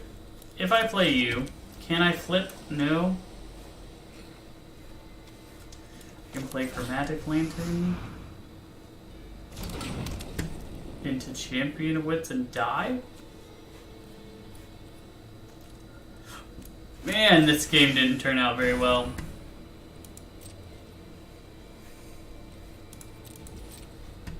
We were just too slow. Like, Shieldred by herself was able to pressure our life total enough to where we die. Nuts. Nuts, nuts, nuts.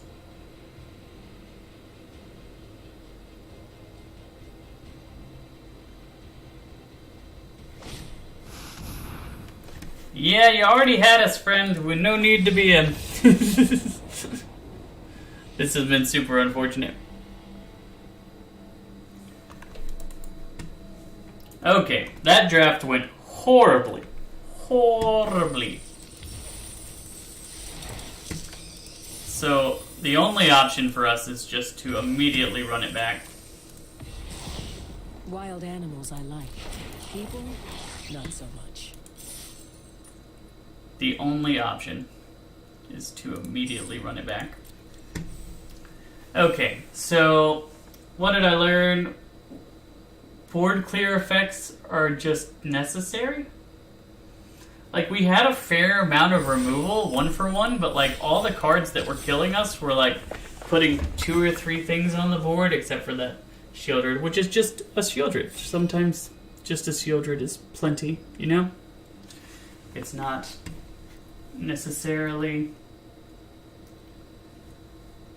Okay, right here, all of these cards are not fantastic. Elder Dragon War could be good, but like, what if we just start with the lands? Last time we didn't, but like, maybe this time we do. Where we could take this awesome Spirited Companion and draw cards and play green-white. Looks like fun. Yeah, let's take a Johnny. Until the multiverse is Let's one, try and we will shift fight ourselves to towards a make green-white creature strategy. We've done the Grixis twice. We're not going to do the Grixis again. We'll play the other way.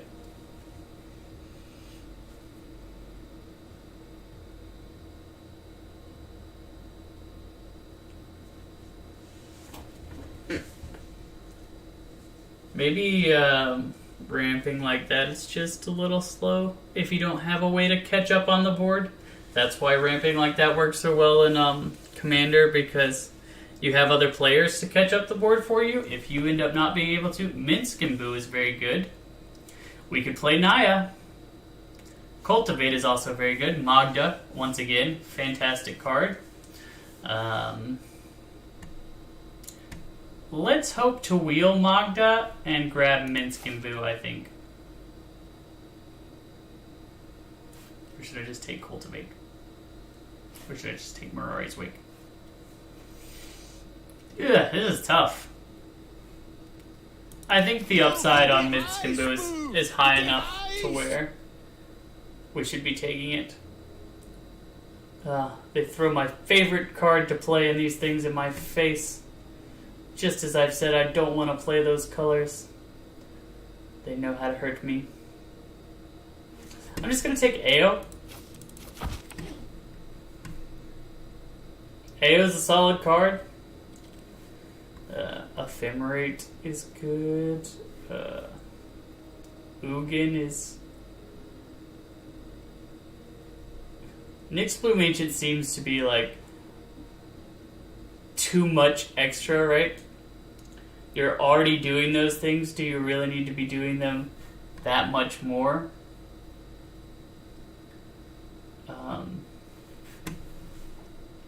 I think we just take Ugin. When you understand reality. Starting with Planeswalkers is a good place to start. Also, Ajani can find you Planeswalkers, so that's positive.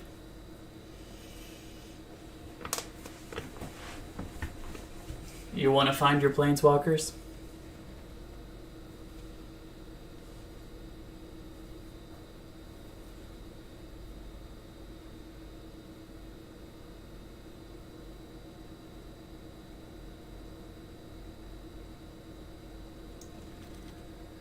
Okay, let's see. We could grab... Man, there's not a lot here for us. If we're just taking the best card, it's probably Sorin. Icing Death. Yeah, no. We'll take Sorin. If black is open, we'll play black. Like, we're not tied to red if somebody else has taken all the good red. Like, the fact that Sorin was around that late suggests that black is open. Ooh, this is a tough choice. Garrick is a solid card. Welcoming Vampire puts our curve down a little bit. Lets us do Parallel Lives, makes token doubling, so we could try and make a token deck. I'm going to take Welcoming Vampire. Maybe we'll wheel Parallel Lives. I don't know how many people try and make the token deck in this draft format. And we still have the option to just play like a green-white aggro deck, splashing red for Minsk and Boo. Which is something that is worth splashing for. Like, constantly creating a hamster that can attack for 4 with Trample and Haste is very good. Giving yourself the ability to draw cards is very good. As well as deal damage to targets. It's a busted card. So, you want to take the busted cards in this?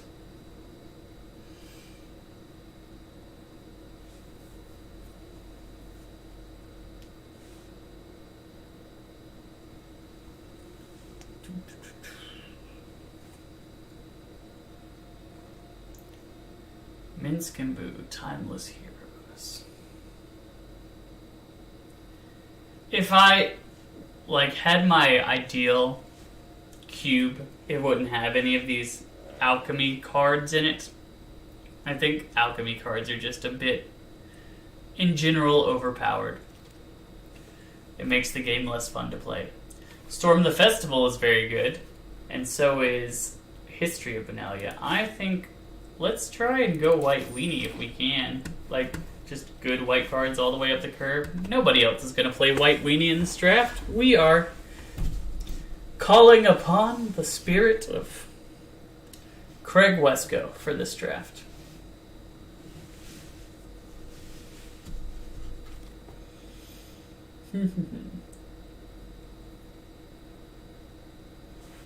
Feed the Swarm is good removal. Yeah, I think we take Feed the Swarm. It does look like black is more open than... There we go. We wanted that guy. Somebody else is trying to weave their way in on our White Weenie deck. How dare they? Mirari's Wake could be good. Primal Might is also good. Probably just take Primal Might. Heliod's solid, but like... cheap removal is good in draft. So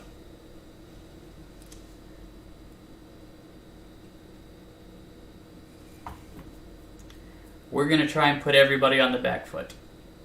Right now, it looks like we're not playing Minsk and Boo. That may change, but for now, that seems to be the case. Okay. Nantuko's Flight. None of these cards seem fantastic for our deck. So, I mean, I guess we can kick that, but like, that's such a cuttable card.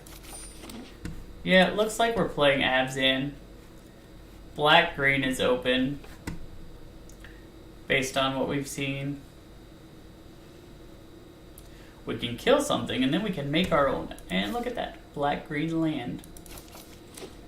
But yeah, somebody took our mono-white cards. So, that is disappointing for what we wanted to be doing in this game.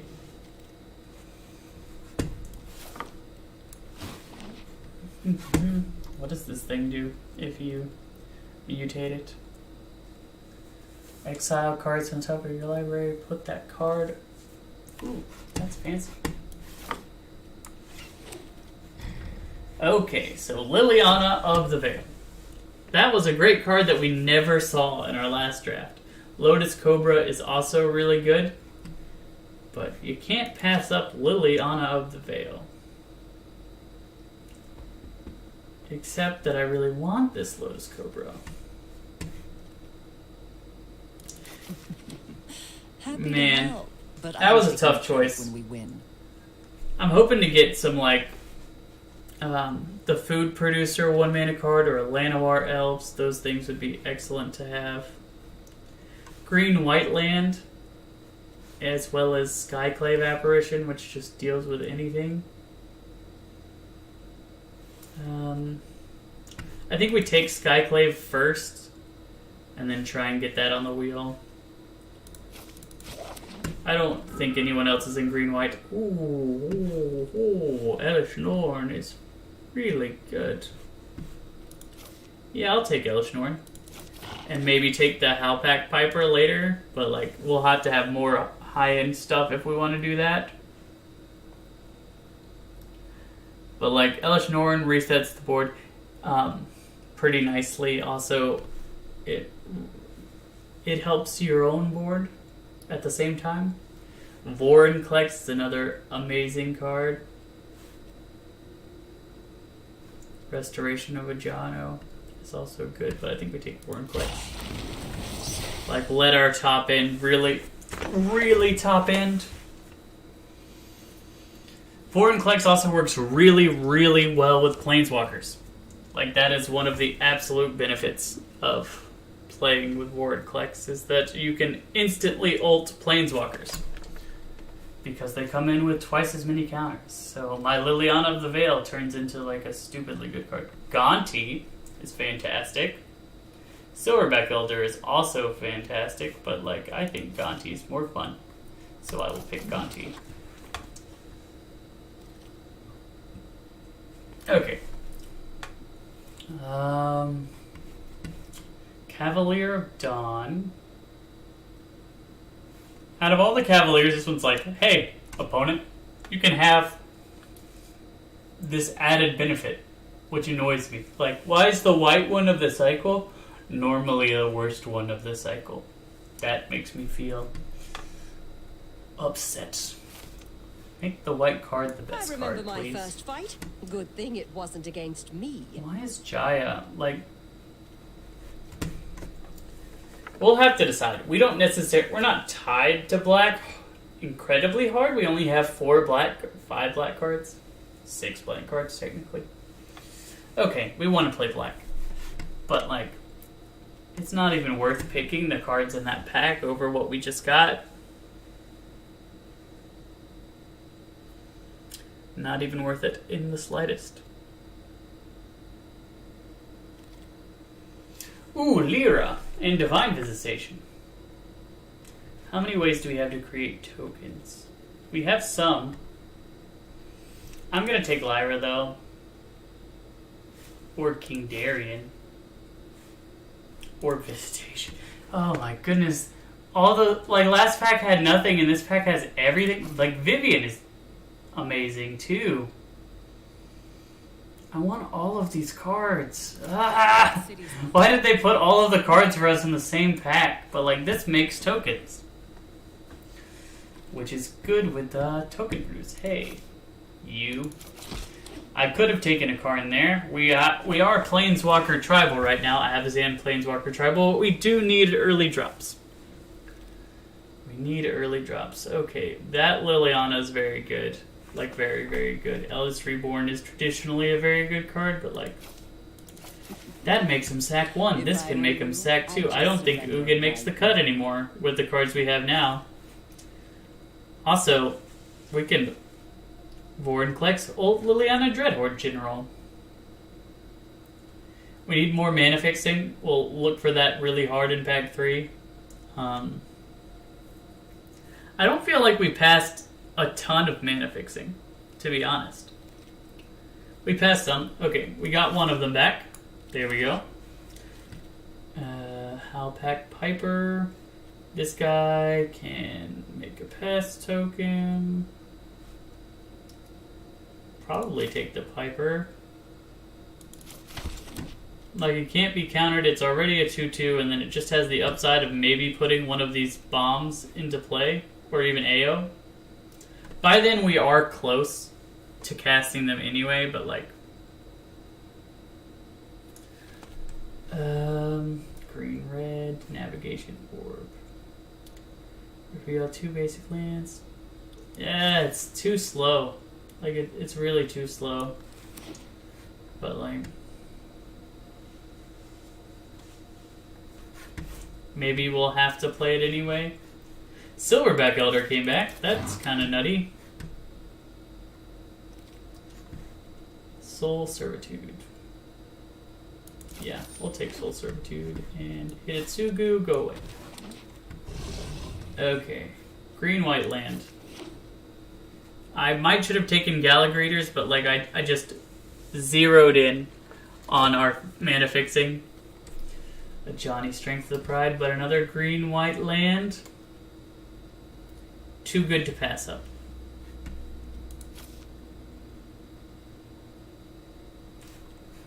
We could also just take Soul Transfer, which is kind of awesome, but I think we just take the fixing.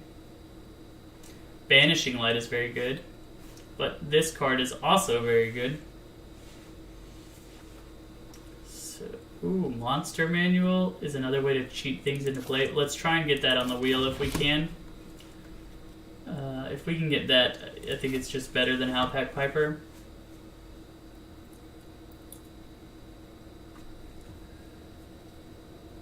Okay. We didn't get the early drops for an aggressive deck like I was hoping when I originally drafted the cards at the early end. But we do, on the other hand, have really, really good high-end cards. And a Great Hinge.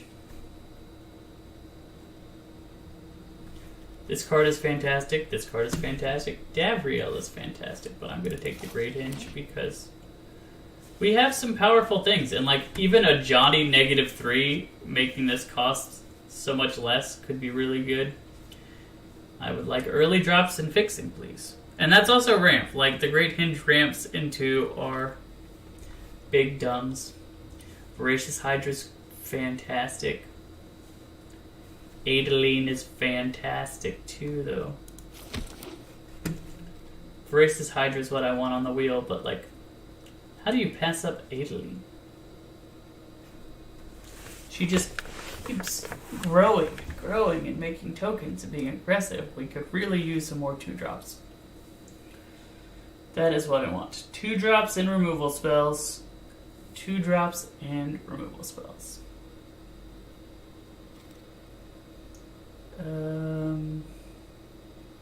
Cast Out is a removal spell, so we will take it.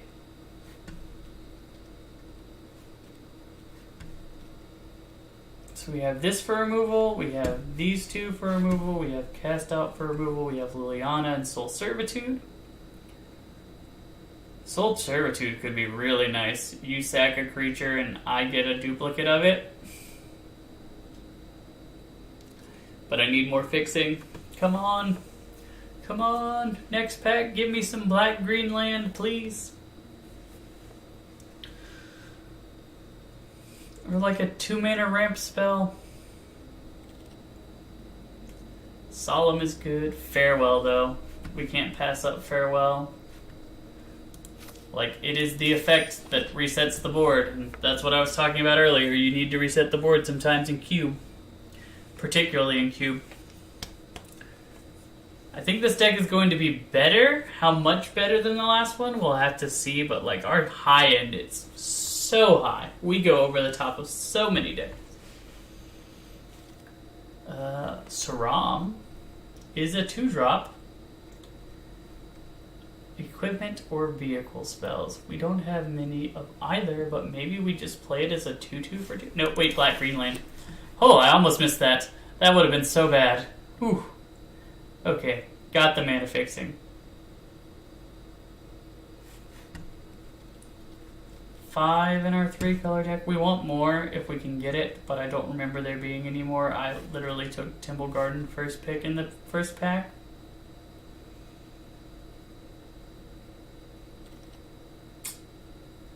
Chariot, Sisay. Yawgmoth's File Offering is probably pretty good. Soul Transfer or a Johnny.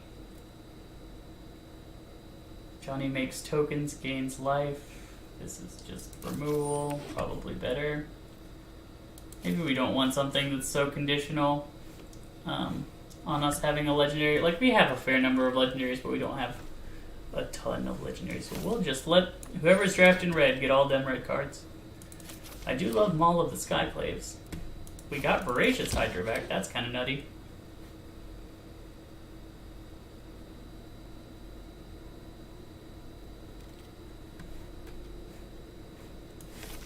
Sure.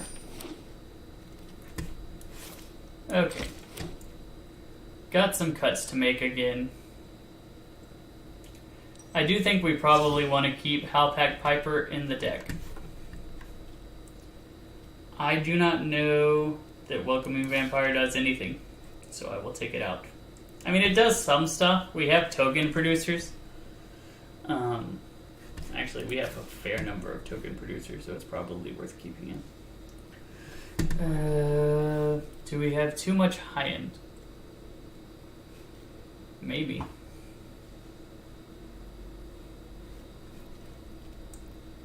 History of Benalia works as a combo with this. It also makes tokens, which is something we want to be doing. This is tough. This is certainly tough. Silverback Elder is probably not as good as the other cards here. Taurens is fine, but like I think we can do without Taurens.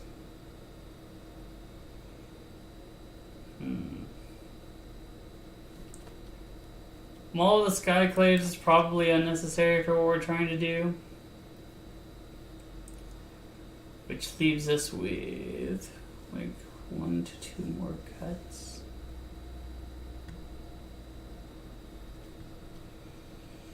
Maybe History of Benalia is too low value for our deck and what we're trying to do.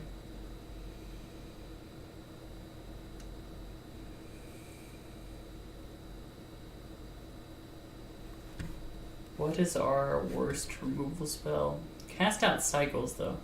So it's like, it is our worst removal spell, but it also can just be something else if we want it to be.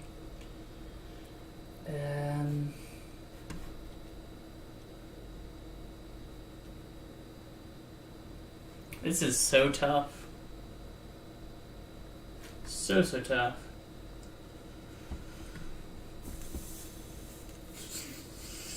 I don't just want to run 41 again.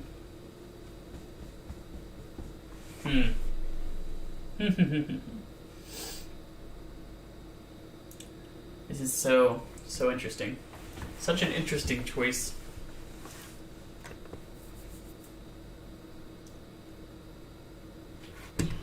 I'm not cutting any of the low creatures. We need something to stay on the board.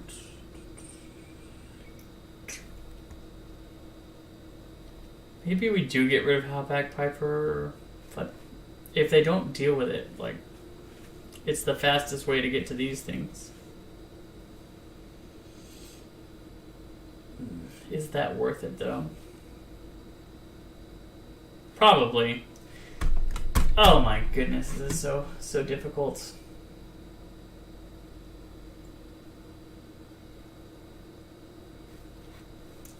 Johnny can draw us half our deck.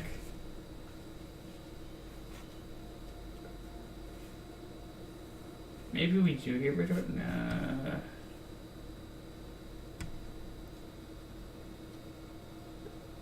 Okay, I'm getting rid of Welcoming Vampire. That might be wrong, but I think we have to get rid of something. And I can't not get rid of a card. I don't want to play 41 cards.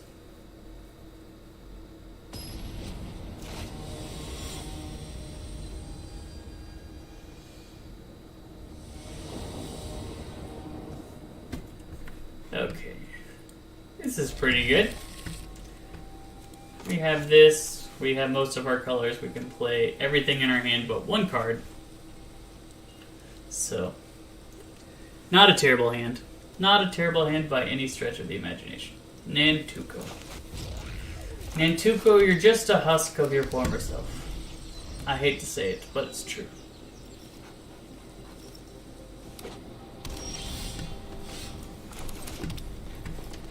Did you like one forest? Well, you'll really like two forests.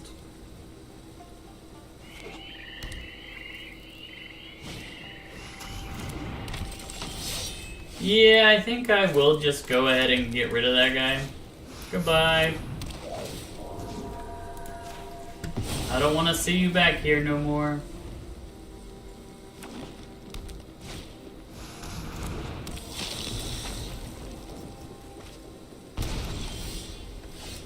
Play the swamp.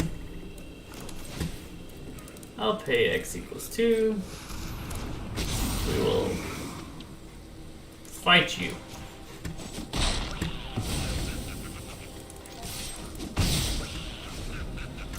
It might have been better to double the counters, but like if he has a removal spell, it just blows us out so hard.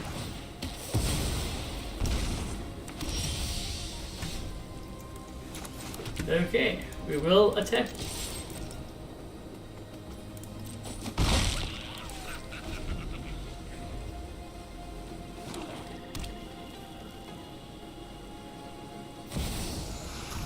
Hooray! This cast out is very good right now. He doesn't get his die trigger because it's exiled.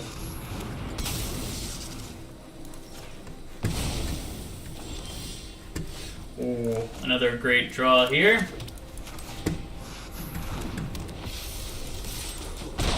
And next turn we can play Great Hinge. Oh my. Storm the Festival is a good card, depending on what cards he has, 5 mana value or less. That was solid. I speak for the wilds, unbowed and unknown.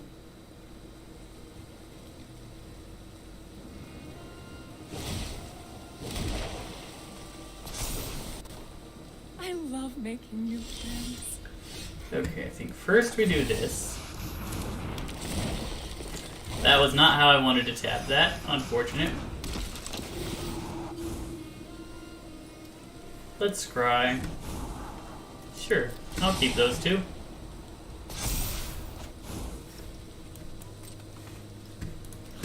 You will attack Vivian.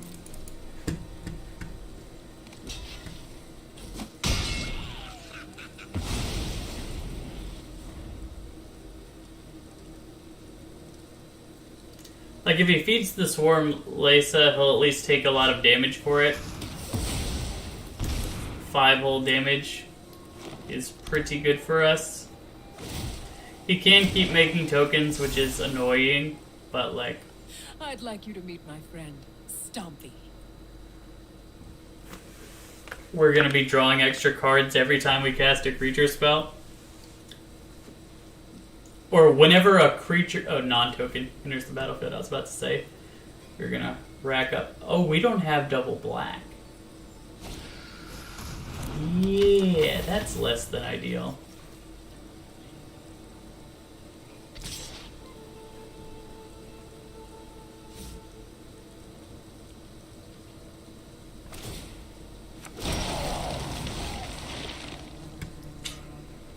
Okay, so... we can kill that, attack the Vivian. It's probably worth trying to pressure. Also, we lose no life from this, so feed the Swarm high value. And then let's go attacking. We can get some trades if our opponent wants to trade.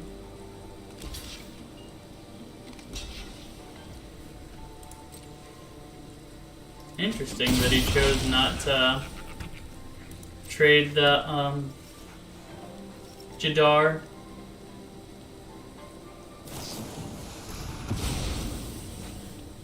Hero. Sack a land, search for 2.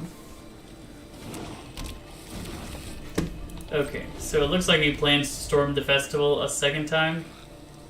If he gets the opportunity. The fact that he keeps making these... Vivian's such a good card. We have one in our deck, so hopefully we can get ours to fight against his. That would be nice. It's decayed, so it will at least die, but then it comes back at the end step. We need some good draws, which a lot of our deck are good draws, so...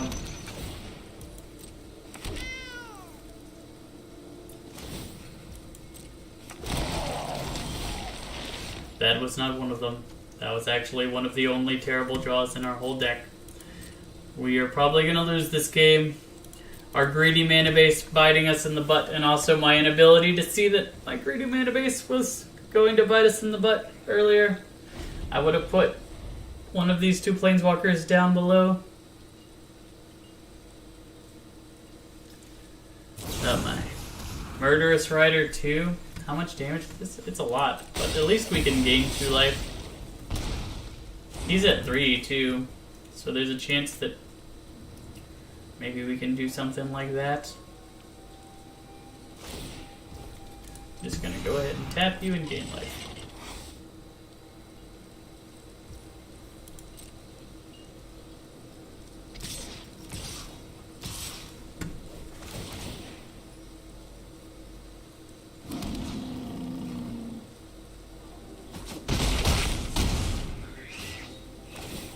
We need a farewell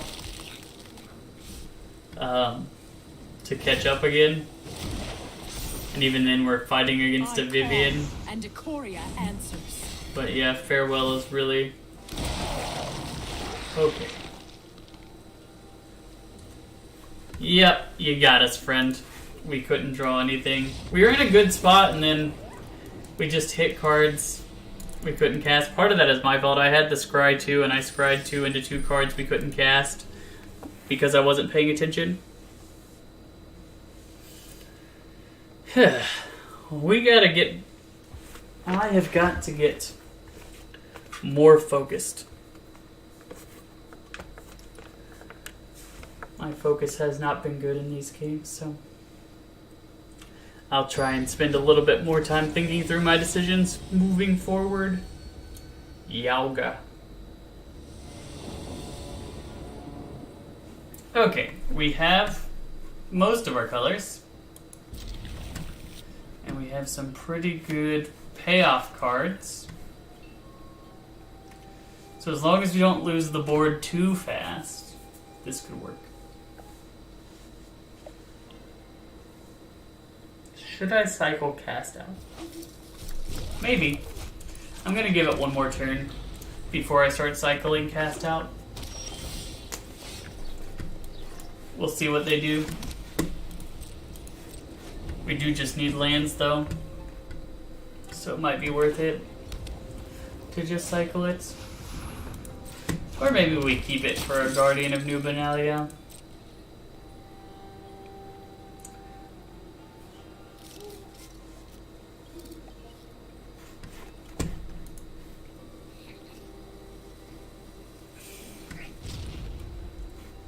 I wonder what he's waiting for. Do you want to discard a card to Guardian? Ooh, that would be a cool Reanimator strategy. Guardian of New Benalia, discard your card. I've got to get better at not leaning so far forward. Like, my eyesight's not bad. I don't know why I'm so close to the screen. Oh, sweet. We got a land. We will decline. You can go.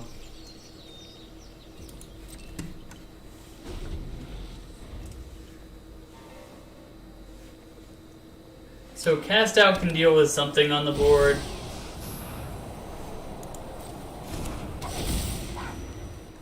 Whenever an opponent attacks, you can put a loyalty counter on each planeswalker you control. Wow, that is a good card.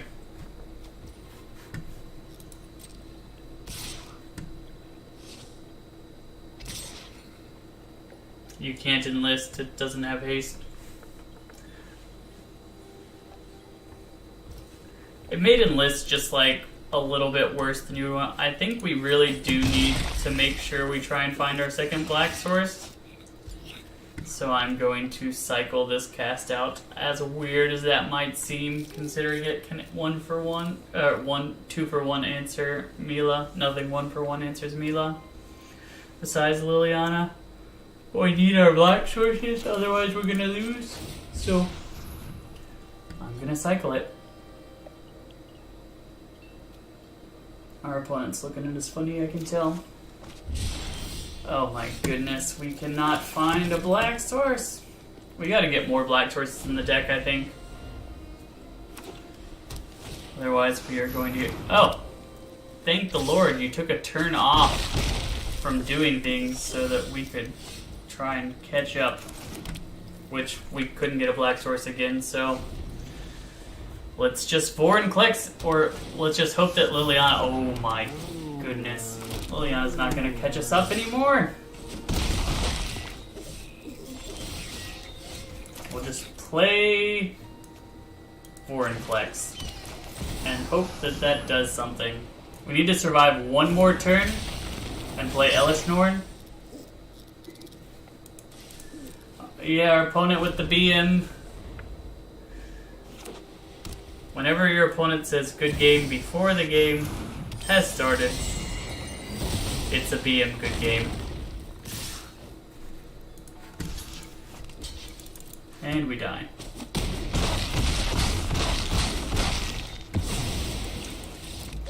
Okay, I gotta go back to the mana base. We gotta add more black in here. Like, it's just absurd that we can't get it. Okay. We have 7 black sources. Half of our lands make black. And yet we were never finding our black sources. Okay. We'll try it again.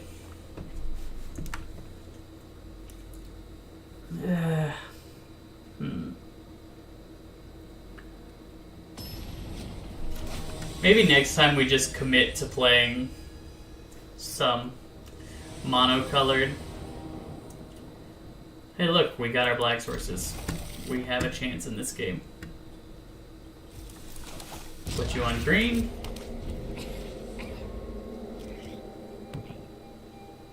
Sliverboar Pathway art is like... I don't like it. But Darkboar Pathway, I do like that. Next turn we can play Lily. We do need to draw a land, preferably a white source. Now that we've cut down our white sources. Oh. He's making a land, but it's a creature land, so it will get killed by our Liliana the Veil. Which I appreciate.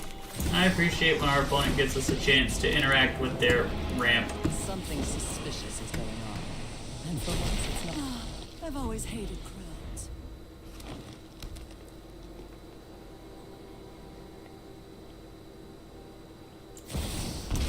Ah, a Johnny is gonna try and outcard advantage us. And he will succeed because we're not drawing lands. This is so annoying. How come we can never draw lands in this game?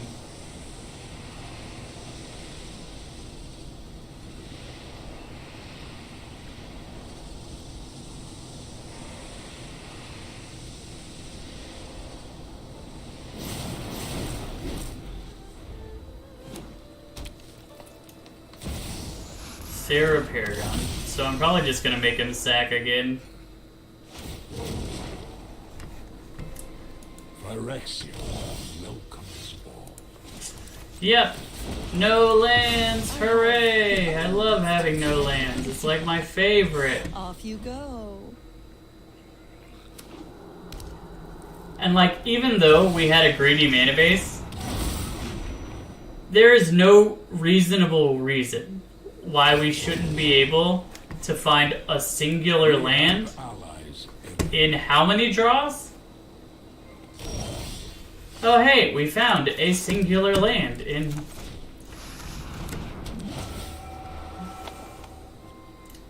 And I'm probably going to take your land, to be honest. Oh wait, can I cast it? Okay, I can only cast it. So we'll take the Immortal Sun. It's kind of like a land. It's just really slow. Primal Might can take out his Silverback Elder if I want to, just because Gandhi has Death Touch. He's gonna ramp.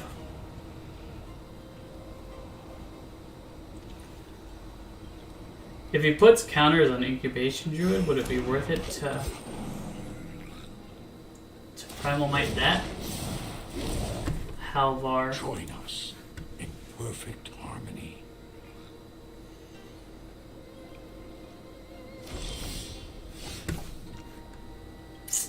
Great. Great, great, great. No land again. Congrats to me. And the crazy part is that I can probably still win this game, which should not be possible.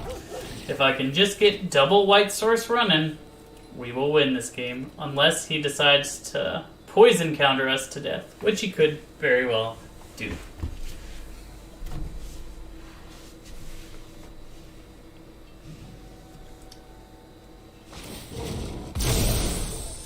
Ah, Phyrexia fights as one. I was not expecting that. So close to ulting, and he decides to do that instead. Hey, we got a white source.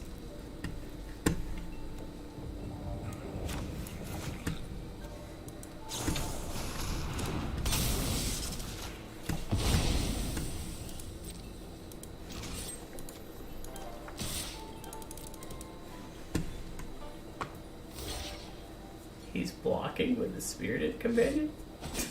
I was about to say, Surrender to Phyrexia. that seems a little odd to me, but you do you, friend.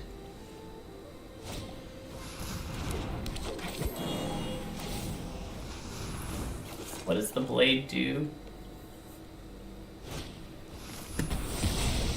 What? How come I... Oh, it's a sorcery. I was like, how come I didn't have the option to do things with it? We have allies. That being said, if we can just get one more white source, we get to farewell away his whole board and just fight in a Johnny with a bunch of cards in hand, so... White source! Dang it.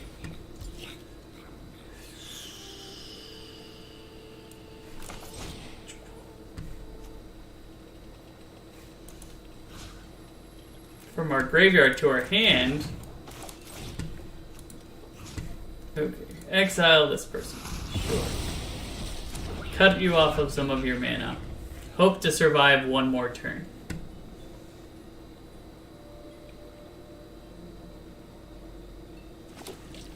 So that we can get a white source and play farewell. That is our goal. Get a white source and play farewell.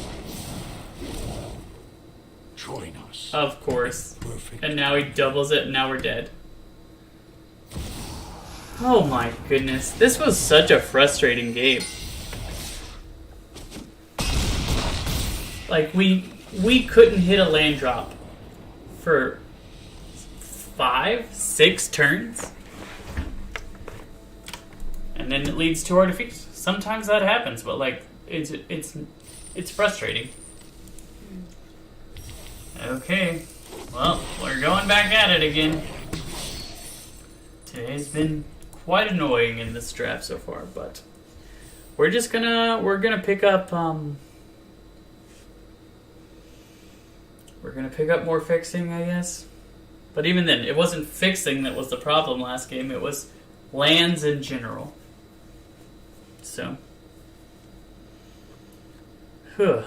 man, it has been quite the time. But hey, the past is gone. Now we are going to try and win again.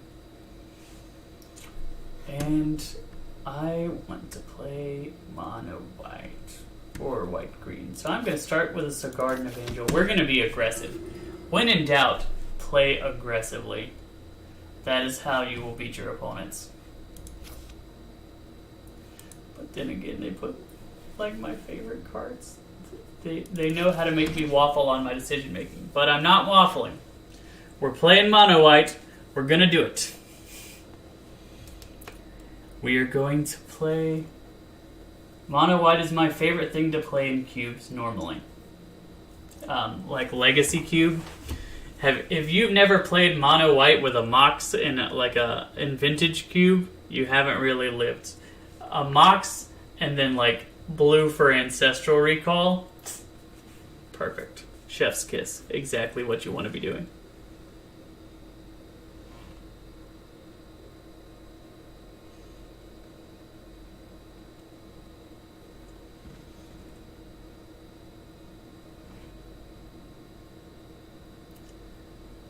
Tashara is kind of a medium card, to be honest. It's possible I shouldn't have picked it even though I wanted to go mono white, but I am committed. I wanted to show my commitment to the thing. Adeline, like this is a perfect mono white start. A 2-drop, a 3-drop, a 4-drop. And the 4-drop can return 3 drops or less. And Sigarden Evangel is good early game, it's good late game. It's one of those alchemy cards that I am not a fan of, but you know, that's how the cubes are. They give you alchemy cards. So, as much as I'm not a fan of it, I just gotta get used to it, I think. If I want to play the cube. For those of you who follow the stream regularly, you'll notice that I have these play-in points. The mono black aggro deck that I streamed a couple weeks ago, I put it in a standard league and we went 5-0. So if you want to see a pretty easy to make mono black list that could probably be even better than it is right now, check that list out at the very end of the video. Once I've adjusted the sideboard, that is the list that I'm running, that I ran for the 5-0. Heliod? Sure. Give us the Heliod. Life gain, it can be a creature when our devotion hits. We really want early drops. I haven't seen Thalia in this cube. I hope Thalia is in the cube. It would be fantastic if Thalia was in the cube, as she makes mono white such a house to play. I also haven't seen a ton of mono white removal. We'll have to see if that's a thing. If it's not a thing, we'll have to reconsider our mono whiteness and maybe add another color. But like, Farewell I've seen, but I haven't seen like destroy target creature or planeswalker. They make a clue. Haven't seen that yet. So I guess the person at least 1 and 2 to the right are not in mono white because we got the Luminous Broodnoth and we got Adeline. There are no cards for our deck here, so let's just take a Temple Garden. We can splash green if we need to.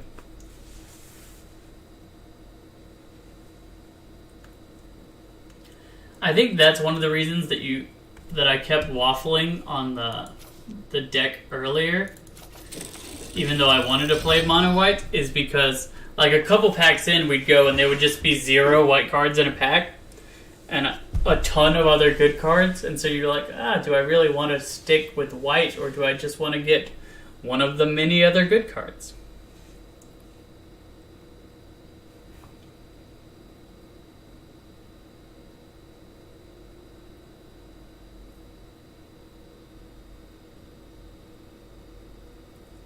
I really want 1 and 2 drops. 1, 2, and 3. 1, 2, and 3.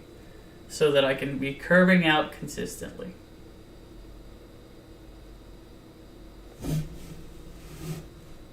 I should really check the list for the cube, right? So that I can know what signals I'm being passed, like what I can expect to receive later in there if I pick this stuff early. Mentor of the Meek. Fantastic.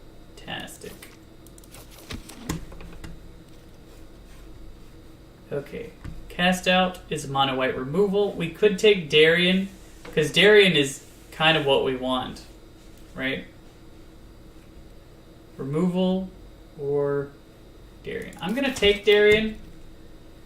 Another land. We might as well play it. There's no reason not to. Then we can take a Johnny here, and we can play green-white. I think green-white synergizes together nicely, so it's probably worth doing.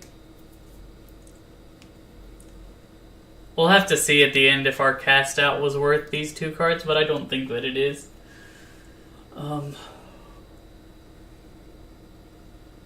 We're not going to go into a 3rd color, though.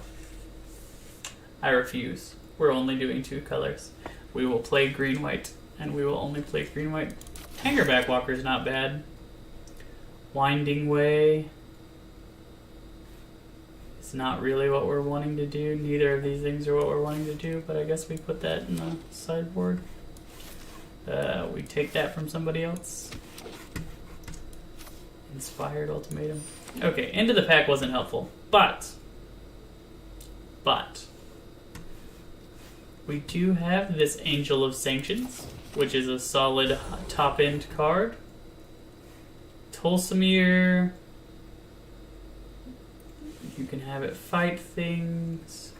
Horn of Valhalla is pretty good at making tokens. Garrick. I think we might be able to get the Horn back. So maybe we just take Garrick here. No matter the play. I suspect that either Tolsimir or the Horn will be available for us on the wheel. Is why I took Garrick.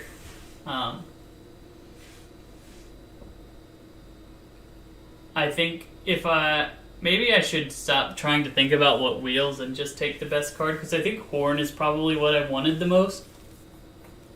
Elishnorn! I do love me an Elishnorn. So I think I will grab it and hope that a Ganjo comes back.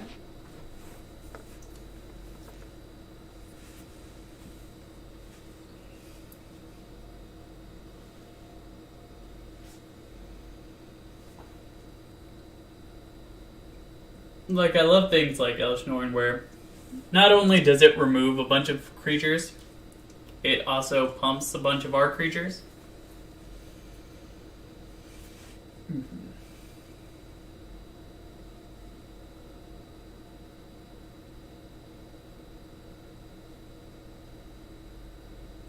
We still haven't gotten many 2-drops.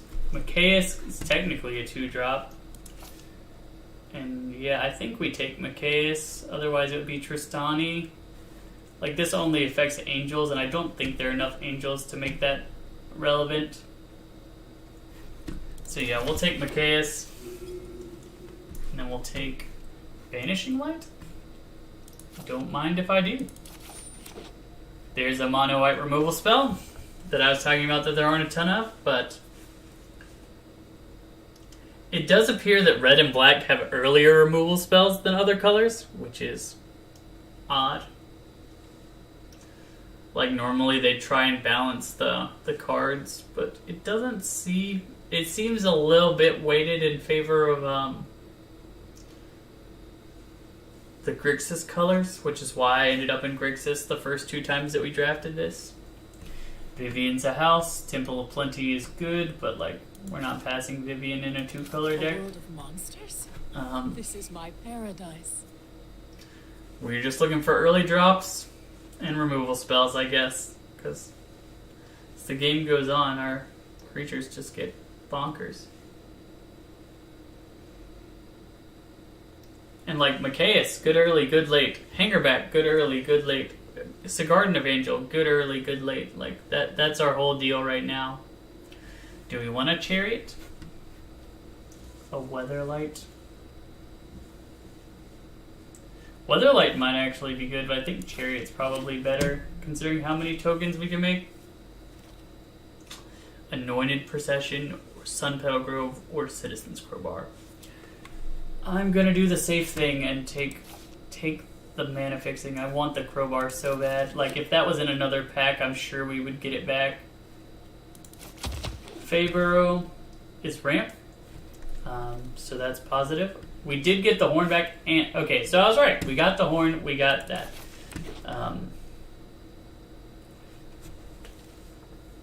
Cavalier. We got restoration back. So we are getting back what we want to get back from these, which is great. This is another, like Elish Norn, it pumps and it does other things. Hey, we'll take another land. We're just going to play these as islands, basically. Oh my goodness, we got Temple back. Look at that. Our mana's coming together really nicely. Really, really nicely. So now we just need some early drops and removal spells and a little bit more mana fixing in pack 3 and we'll be good to go. I'm pretty sure we're the only people in green-white, so that is a positive. Teshar. I mean, we have a lot of legendaries in the deck, so it's not unreasonable for us to play Teshar. Amiria's Call is a fantastic land. And yeah, I think that's probably the best that we can do right here. Other good cards are really not in our colors that much. Eska can ramp.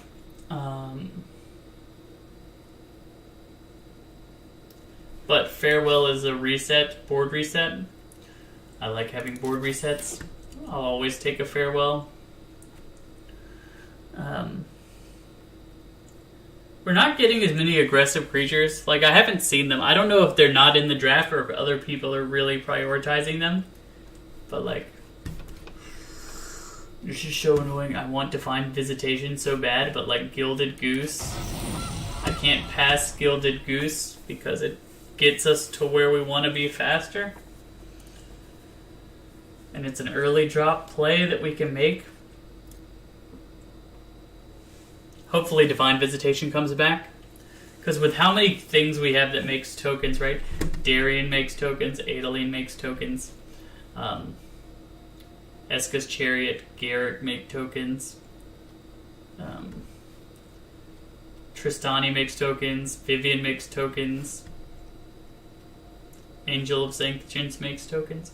Leyline Binding, History of Benalia, Spirited Companion.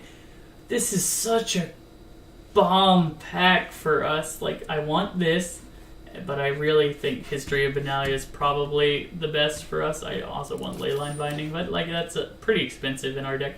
Esper Sentinel. That was awesome. Probably should have taken a little bit longer to look, but I didn't actually intend to click to pick. I intended to click to see what it was up close, and it picked for me.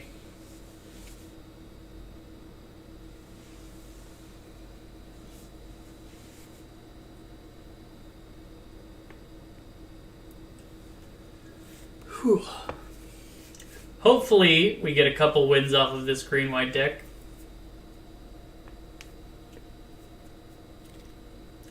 March of Otherworldly... Oh my goodness. Once again, they're giving us a good removal spell and a good early drop in the same pack. They like us to make difficult choices. I think I'm going to pick Guardian. And hope that March comes back around. I don't actually know if we get a pick from that pack again. There's no way March comes back around, but Guardian is necessary for our deck, right? We have 7 lands, so that means 26 cards. Ooh, my goodness. They did it to us again. They gave us Overseer, Maul, and Banner all in the same pack, which are fantastic, every single one of them, but I think we take Maul. We'll take Joda. Because, gotcha. We're going to have to make some cuts on this. Maybe we just cut Angel of Sanctions. It would be a shame to cut too many of our early drop removal spells.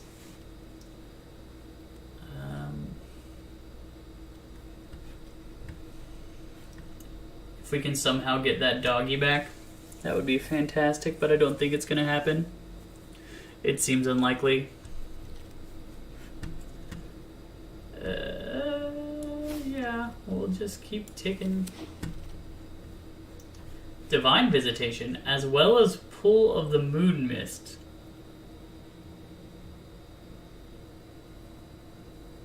Pool of the Moon Mist might be better, but I'm gonna try Divine Visitation. We have so many ways to produce tokens that I think this card will be good. How on earth did the Snowborn go all the way around? Like, this card is such a beating. I don't think people have realized what a beating it is. To automatically get 5 of your opponent's things conjured to your hand. Okay, so we didn't get back really anything good at all. But... oh my goodness, the March did come back! Holy crap! That's amazing! That is a beautiful... like, you never... you hope, you know? You hope, but you never expect, right? I don't see the need to play these other things. Like, we don't have a reason to want them. We still need to cut 7 cards. What are the medium cards? Mentor is probably medium in this deck. Like, we don't have a ton of things that trigger it, so no need for it. Teshar, once again, not as good because we didn't get as many of the early drops. Angel of Sanctions is pretty good.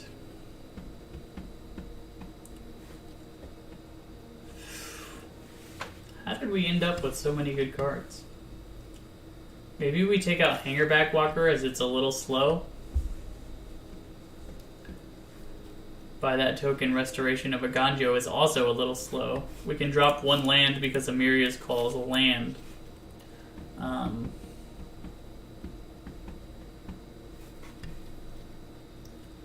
But this is really good, and it also makes tokens, once again. Heliod's unnecessary.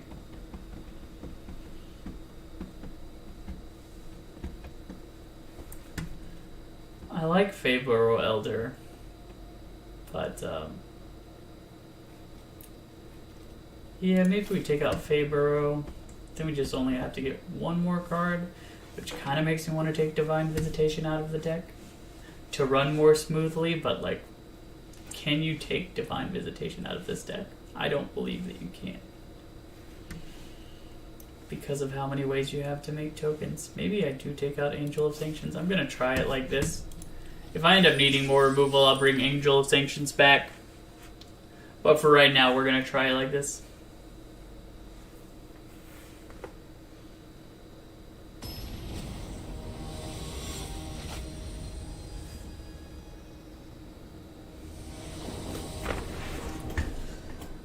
Okay, solid hand, solid starting hand. We have both of our colors. We have things to do on 3. We have a Scry to try and get a second green source. Oh, we got a second green source, so we have a Scry to try and get a 2-drop. Yeah, I don't want Elshorn.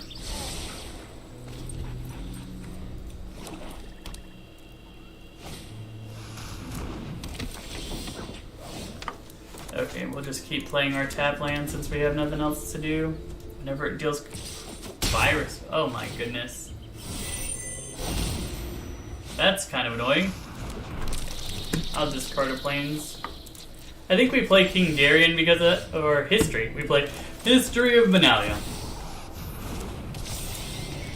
That way we can stop them from attacking us.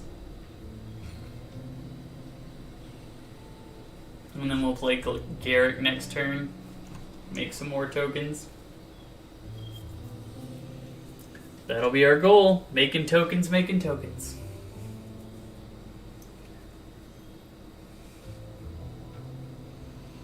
If you're wondering if I'll block your Swarm Saboteur, the answer is yes. I will block your Swarm Saboteur every day and twice on Sunday.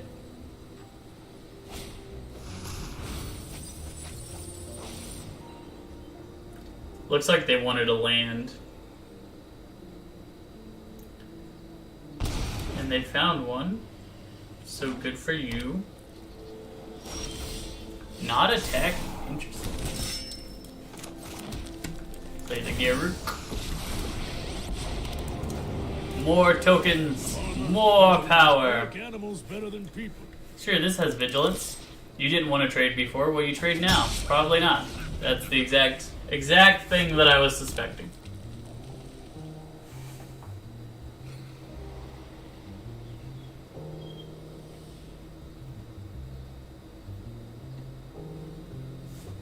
Well, this is a pretty good run out. Nightmare Shepherd. I don't like that one bit. Ah, that was a pretty sick draw. Tapped.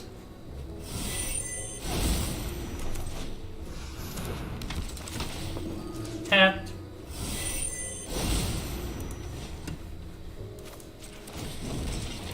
Trampile.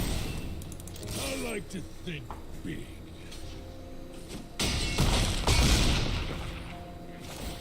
And like the best part about that coming back is that I can discard the Garden of Angels that I already had to discard at the end of my turn.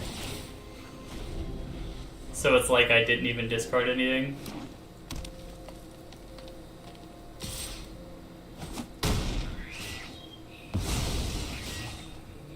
I accept my We have a lot of attackers.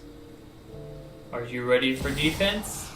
Corvold. What does Corvold do? Sacrifice? Okay. Here's my question. If I play this into Darien... Yeah, I think here's what... We play this guy. We play Darien. And then we attack you with everything. And that is exactly lethal. Hooray! We did it! We're already doing better than the last 2 drafts. When in doubt, go aggressive. That is a motto for life. And by life, I mean it is a motto for drafting. Like, if you're not sure what the opponent has... If you're not sure what answers are in a cube, you can either try and fiddle your way through the answers, or you can just run straight at your opponent and make them have to have the right answers for what you're doing. This is a great hand.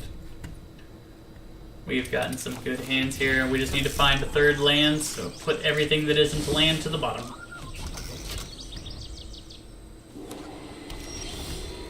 Are you also playing mono white? Now that being said, if we don't find a 3rd land, this is going to be a really awkward hand.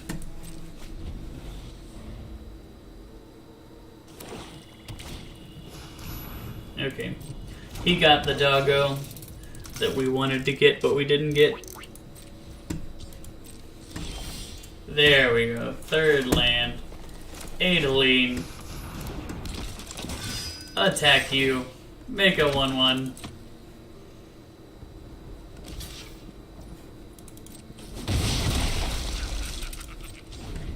Next turn we can play Restoration if we don't hit a land. If we do hit a land, we can just play Broodmaw.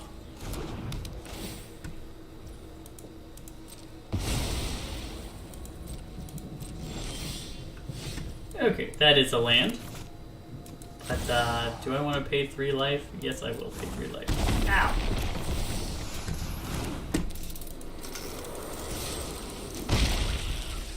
That was a pretty neat effect, the Broodmoth just running in like that. Urtai to kill my Broodmoth, I guess?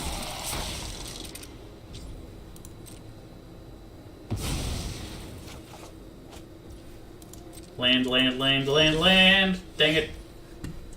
Okay, we will play Restoration now.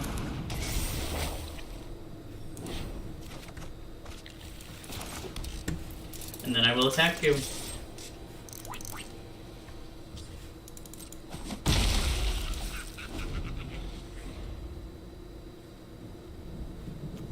I can discard the horn and bring it back.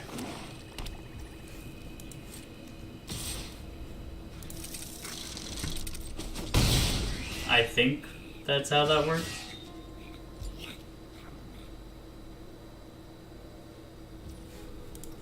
We shall see. Oh, I'll just discard this then.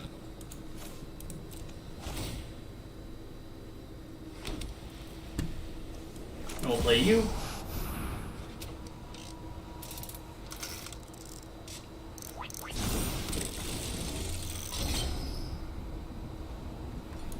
Make some servos. Attack with our guardian.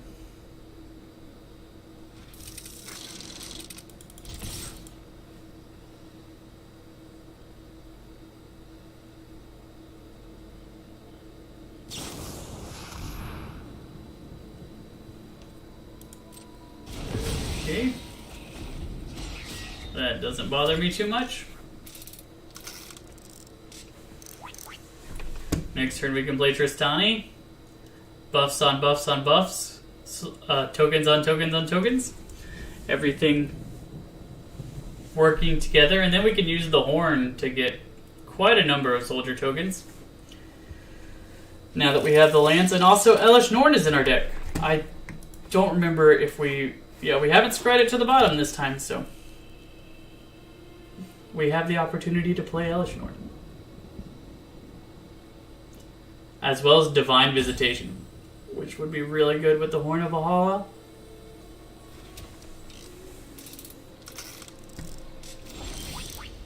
Okay, so go. Let us go to combat. And attack.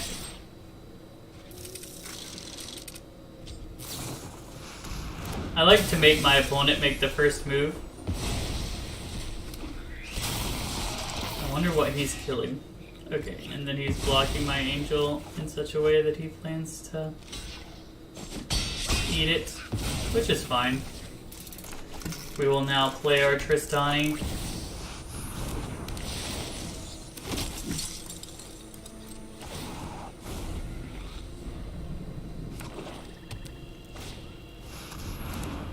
Another exile effect, but this one could send us into a really good card. Machias is pretty good, but it could have sent us into something fantastic. Like this.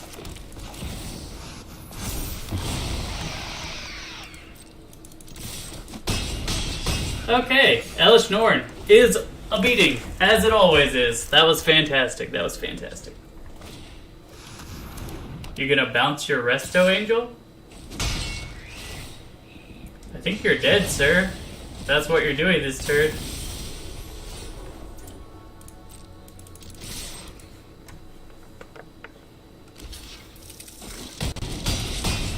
There we go. 2 wins. He ate his arm on that one. Am I right? Am I right? His name was Ate My Arm, in case you didn't see. I realized how dumb that would have sounded if you didn't realize that his name was Ate My Arm.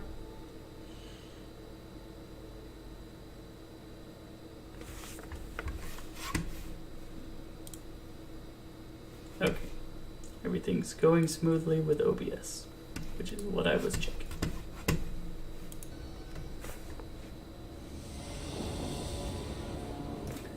This is another great hand. Esper Sentinel on turn 1 is exactly what you're looking for.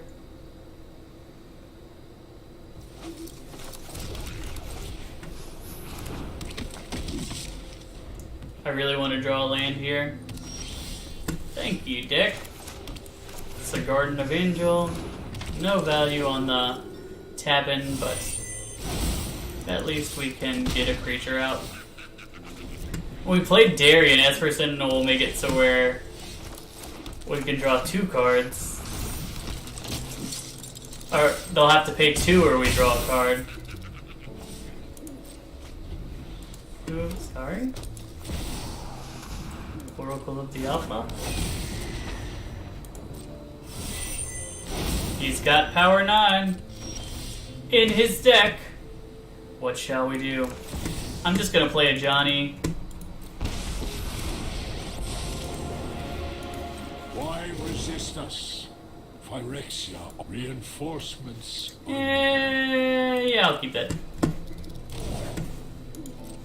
And we'll attack you for 4.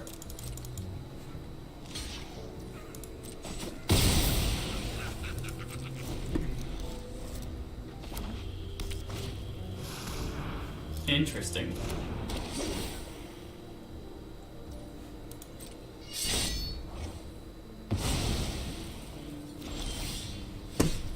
Okay, so we play this, get our basic planes, play our basic planes, take up, grab it. Oh no! It tapped us poorly. Glorious cause. Unfortunate.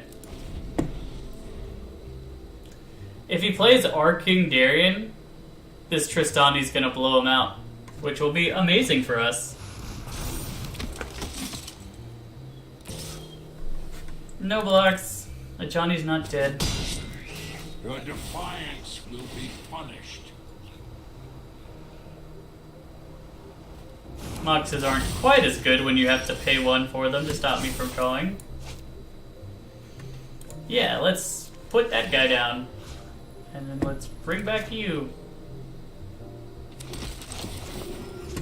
Tap it.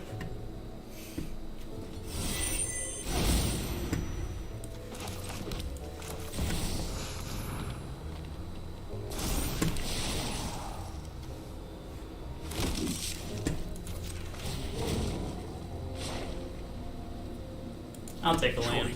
I like lands. Perfect harmony.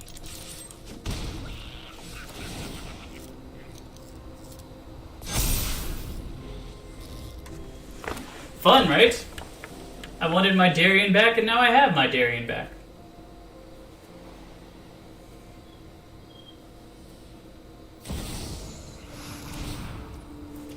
Thank you for the free card.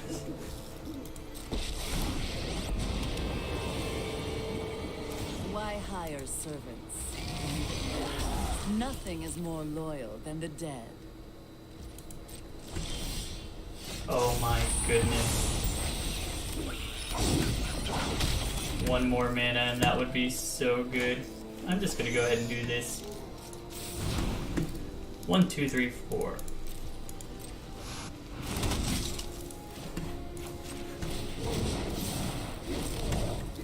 Phyrexia welcomes all. We'll attack your face.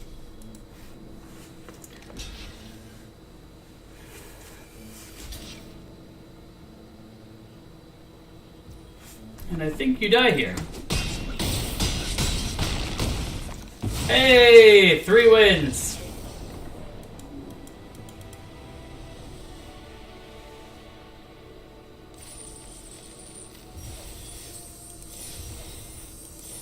We're off to a hot start with this deck.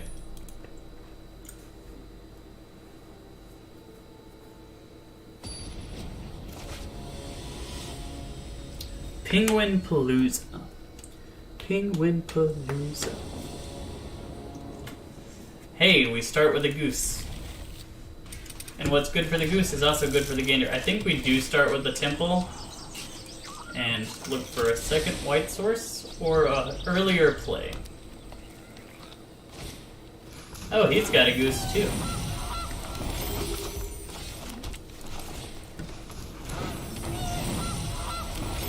Gooses all day. We'll just play Macias for 2, I guess. Or I'm gonna kill your goose. Goodbye, goose.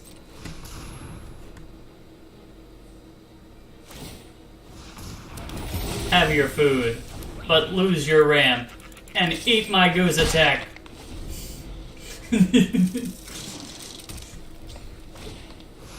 Augur, that's fine. Play Restoration of a Ganyo. Hit a Plains. Take our Plains, put it into play. And I'll attack you with the goose again. Get goosed on. Our goal is to get to this Elishnorn. Or this Vivian. Either way. They're definitely ramp. So...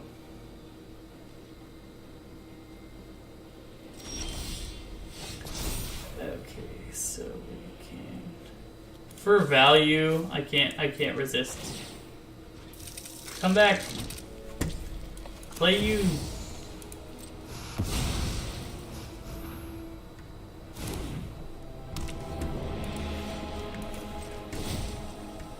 We'll put Reach, because I find Reach to be the most impactful of the counters. I mean, of the things that you can do with it. We only have 5 mana next turn. So I might just play big ol' Macias. Ooh, Vorinclex. Ouch! That hurts. I don't like Vorinclex one bit. You hatchling.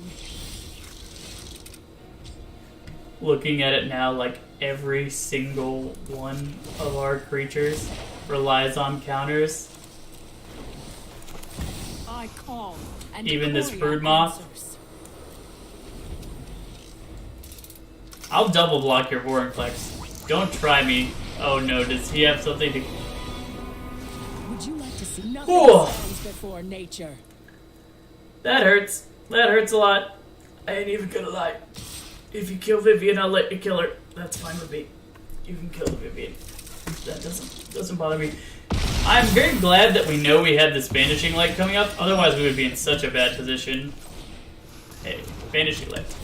Goodbye.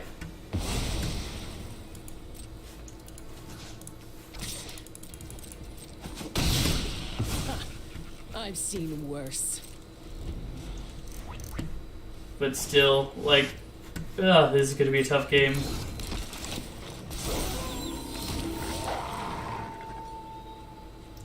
Vigilant, Trample, Indestructible on every single one of their creatures. This is what we were trying to do, dang it. We're gonna shock ourselves.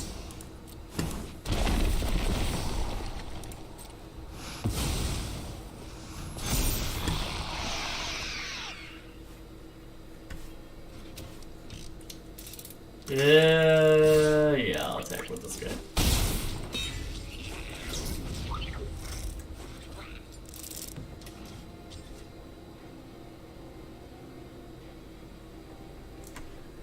This is a rough game.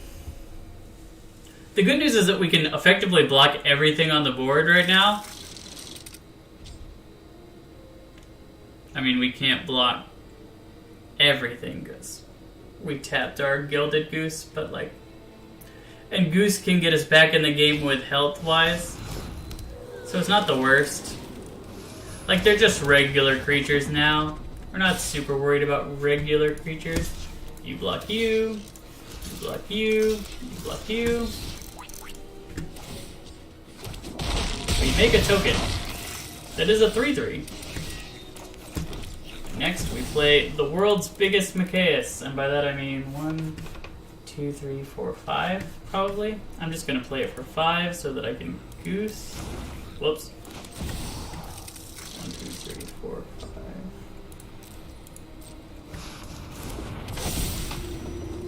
And then I will attack with my brood moth.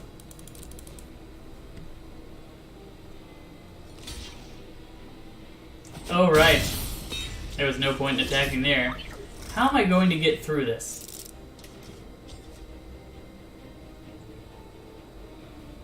This is going to be really annoying. I'm going to have to find another exile effect for that Ornithopter.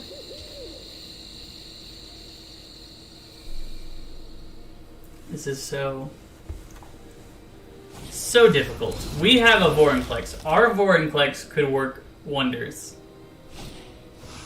Kogla. It's gonna fight Elishnorn. Elishnorn's gonna come back though. Except it'll be flying now.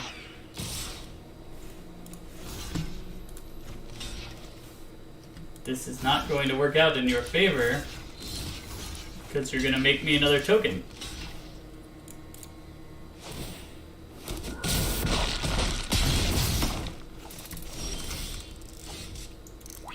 Play Esper Sentinel.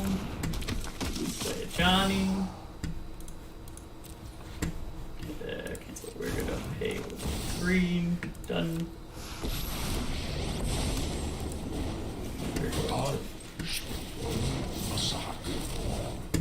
Reinforcements are Can't near. play Adeleine, but that's fine. So we'll go to combat. You attack, and you attack. Actually, you stay back. Yeah, both of you stay back. There's no point. We'll play defense. But we'll get swole with this Machias.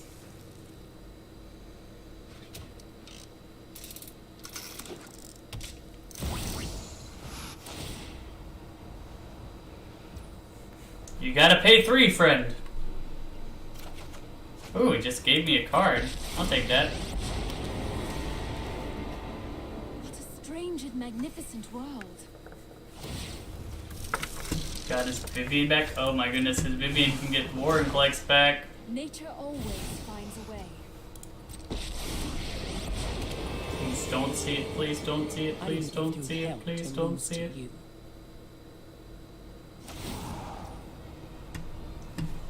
Okie doke. I'm just gonna do this real quick. Don't even worry about it.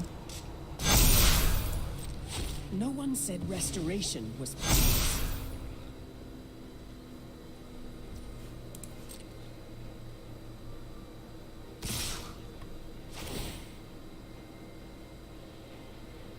Yeah. They got us. It really was like, if they didn't have the Vorinclex combo, we would have won that game too. Vorinclex is a house. That's why we picked Vorinclex, is because it can just make your Planeswalkers ult. And when your Planeswalkers ult, you win games.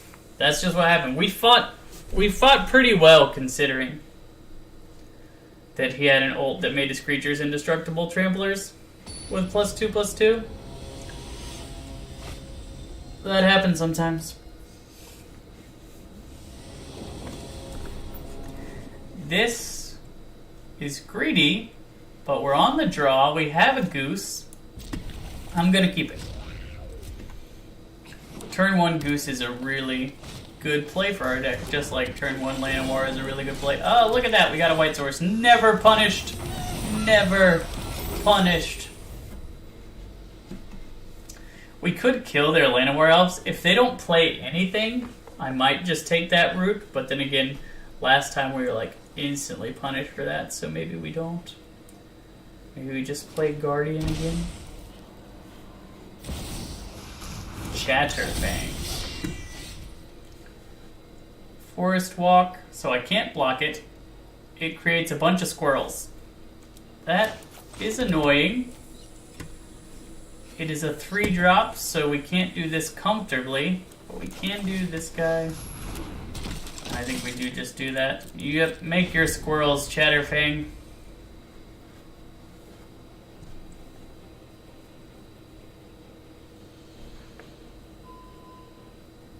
We'll never be able to block that, but we will be able to remove it next turn.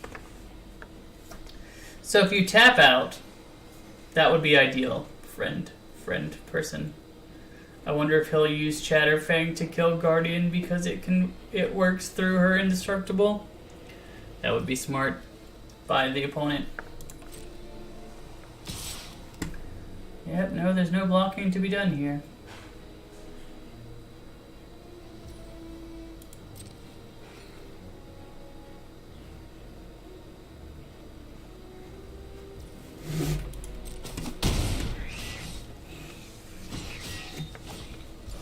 Oh, it's only if 1 or more tokens would be made? That's not near as good as I thought it was.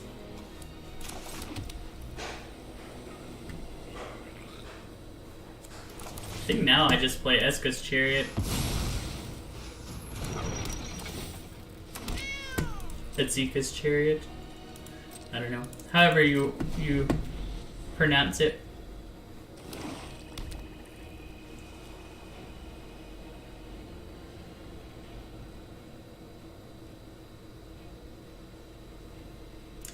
I probably should march the Chatterfang next turn. Feed the swarm, he's destroying my duder. Ding ding.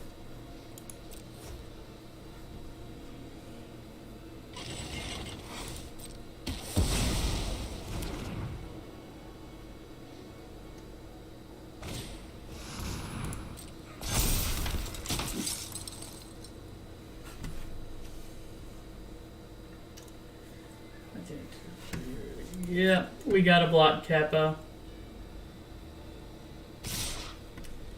So I will block it with the Chariot. Actually, yeah, I'll block it with the Chariot. Let's get rid of it. That's fine with me. Then I'll get rid of your Chatterfang and then we'll be in a kind of like a parity situation. Except you have no cards in hand, so I think I'll be Certainly winning once I do that. 1, 2, 3. Some bits row. Get rid of chatter.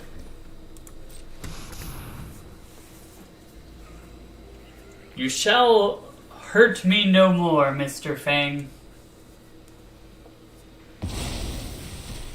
Okay. I think we're in a good position now. Do I want to attack? No, I'm just gonna stay on defense. Like, we're already winning. Based on board, there's no reason for me to make it so where life total could be an issue. Oh my goodness. Tristani was an excellent draw for him. That is unfortunate. It's a good thing Chatterfang is gone, because he would have gotten squirrels. And that would have been really bad for us.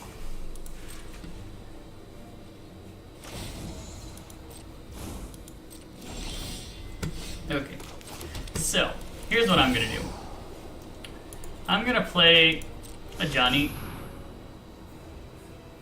And he's going to make my Guardian of New Benalia big ol' freaking huge creature. To serve.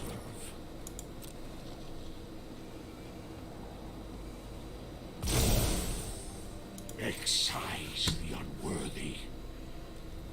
And I'm going to attack and enlist my bird friend to scry 2. Hope to get my Elishnorn or my own Tristani. Hey, there you are, Elishnorn. I've been looking for you. It's still going to be another turn before we play it, but we can make,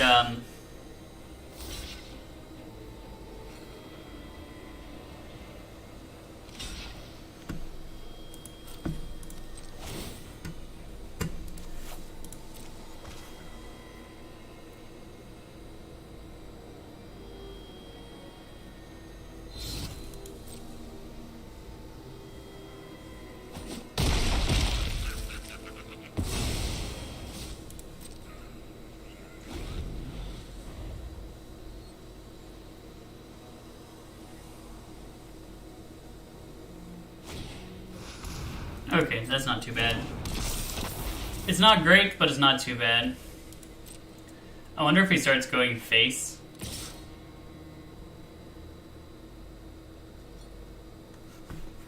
Tristani Darien is a good combo.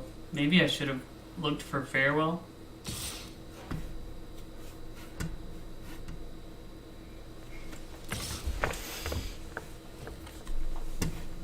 Okay, he is hitting us hard. We will not block. Gotta save our tap for when we can block meaningfully. I forgot that it taps him when he has that thing happen to him. Okay, so they're out of gas. So we just gotta survive just a little bit. A little bit of time.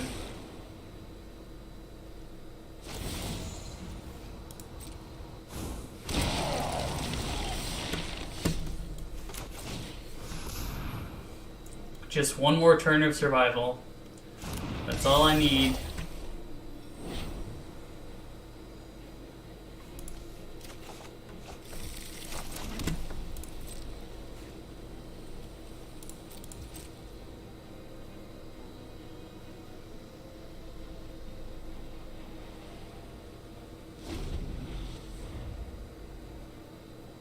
We may have to just hope and pray that we get a land.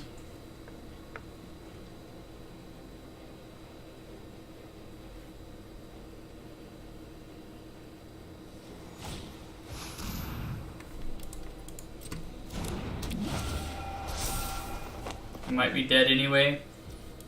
And the first 3 games went so well, and then all of a sudden we're playing against these decks that are just like our decks. Aggressive, but they're doing it better than us right now. I wonder what he took from us. Could it have been a Farewell? If we get our Farewell, that's the only way we're in this game. Okay, let's see. Can we survive this? We gotta block as much damage as we can block, so 3 damage. 3 damage. 4 damage. 3, 2, 3. That's too much. We are dead. Make a food. We're 1 mana off of living. So unfortunate.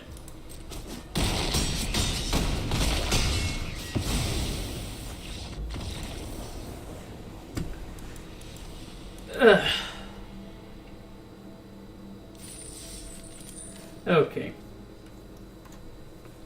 Let's get back on the winning track.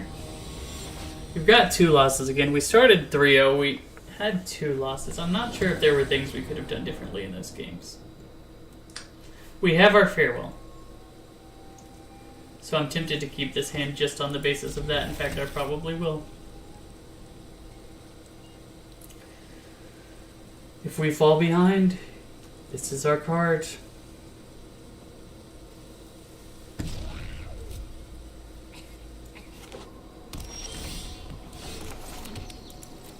Field of the Dead. Just starting out with a Field of the Dead is interesting.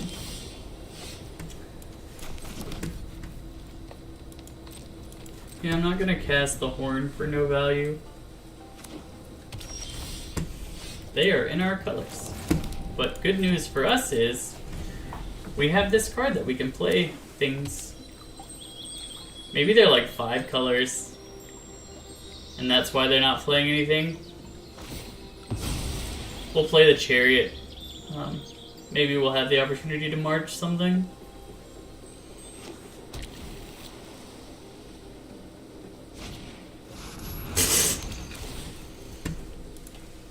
Nice.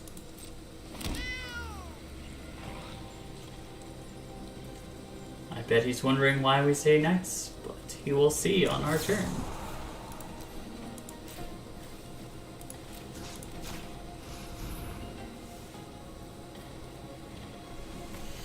Goodbye, cat.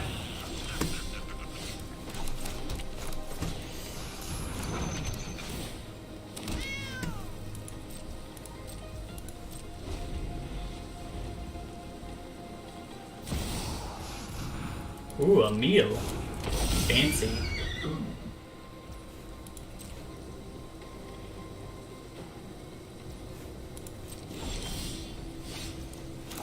Okay, so I will through you.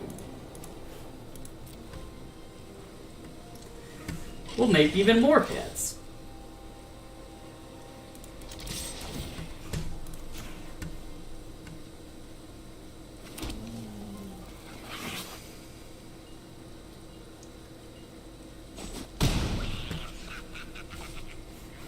And then we'll just play you for 3.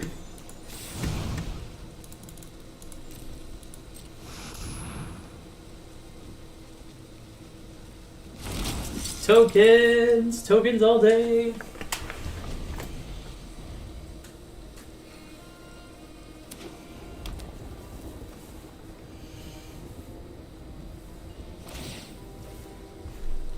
I don't think I block. It doesn't bother me if you make another cat.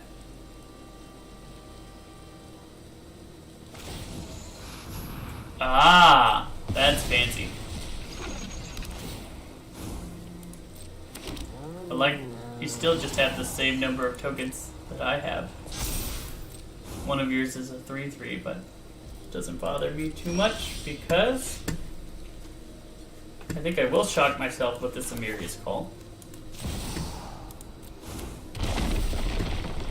We'll play Adeline.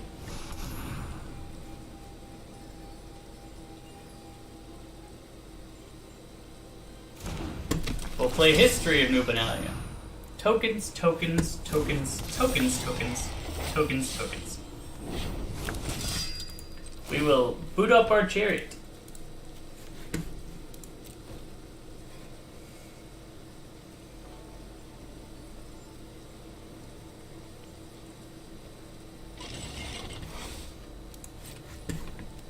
Attack. Whoa, cancel.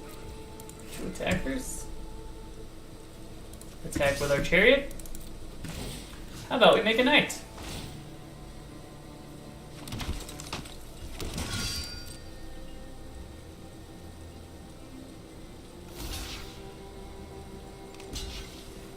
We have a lot of tokens.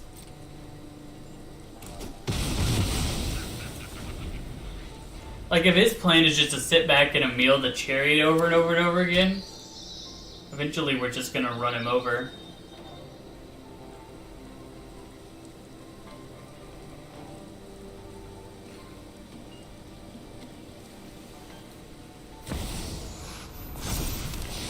Ah, he does attempt to make tokens.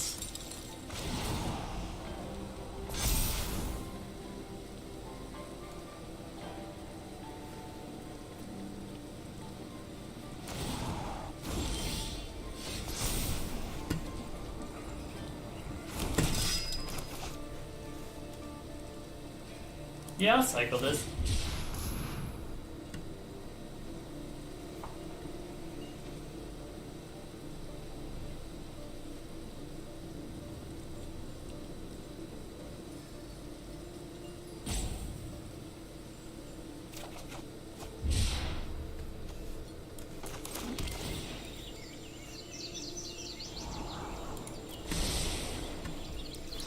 Play a Rude Moth.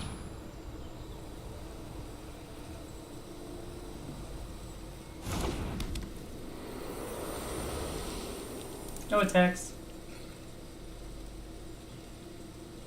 We're coming for you next turn, Tristani.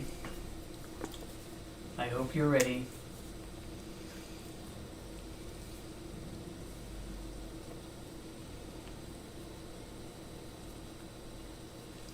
You're just gonna Emil Tristani? Like, he has a good Emil deck, but I just don't know if it's fast enough. It might be.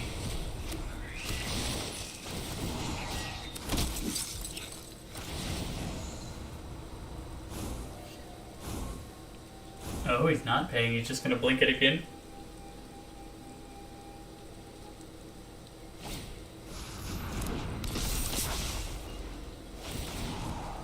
Ah, returning something to my hand, eh?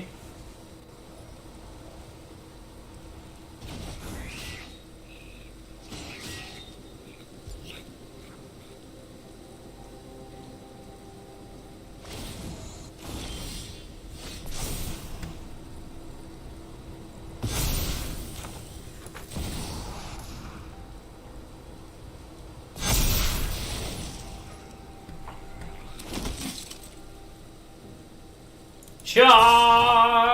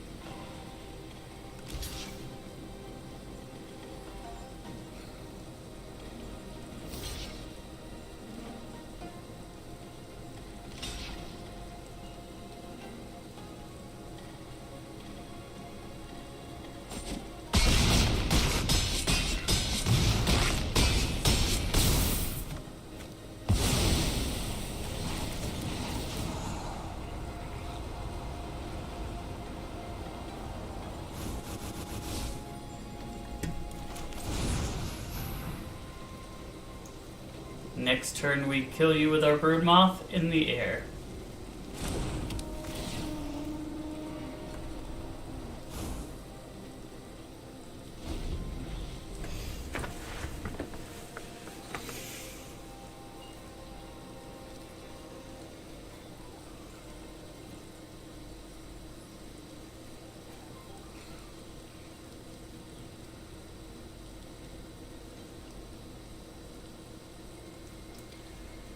Whew, man. These games have been intense. And, like, we have the farewell in case things go bad, but, like, he has more cards in hand than we do. I don't want to rid the board of all that's on the board. Interesting. So he's choosing to fight us now. Because he didn't make any more tokens.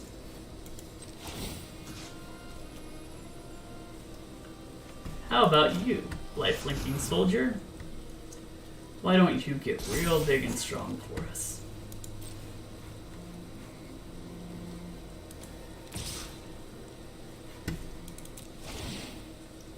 I will abyss one of your creatures.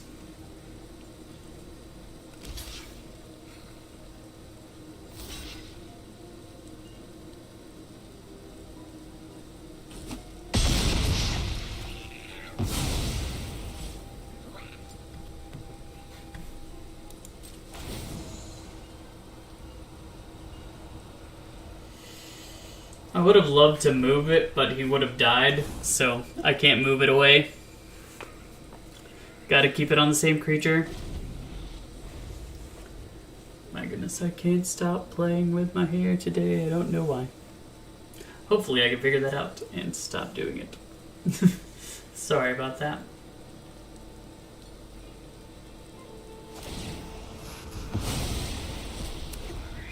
Emil is a very good card. It's the only reason our opponent is even in this game. If I ever build up a hand, if I can get my Elish Norn, I think that's when we go. Because then nothing will survive. We are not drawing our Elish Norn, unfortunately. Might as well attack with this guy.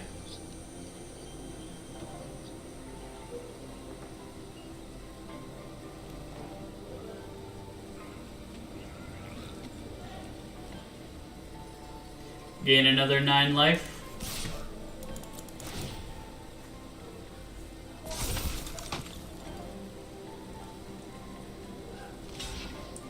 Or another 10 life, I should say.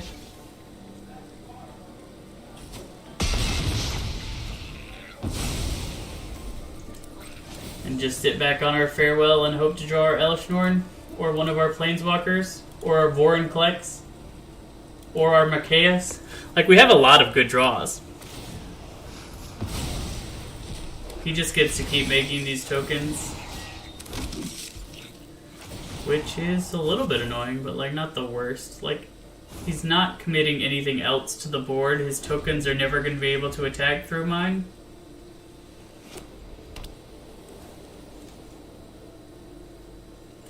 I wonder if he's like me. He's got, like, a farewell in hand and he just doesn't want to use it because... Make more tokens. Flash it back.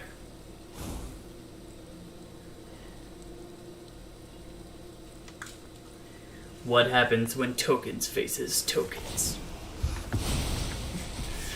The answer is all the tokens are being made. Ah. He started blinking other things now. If he ever blinks our Tristani, we can start attacking. I don't know why he doesn't Battle Screech again. There we go. Okay.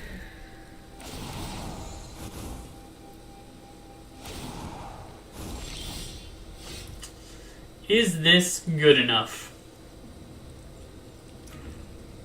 I think it is probably time. We will equip... Wait, do we have enough? Okay, if we equip 3, 5. Equip you. It is your last flight. Go, soldier, gain us the life, and hope that his hand cannot defeat our hand.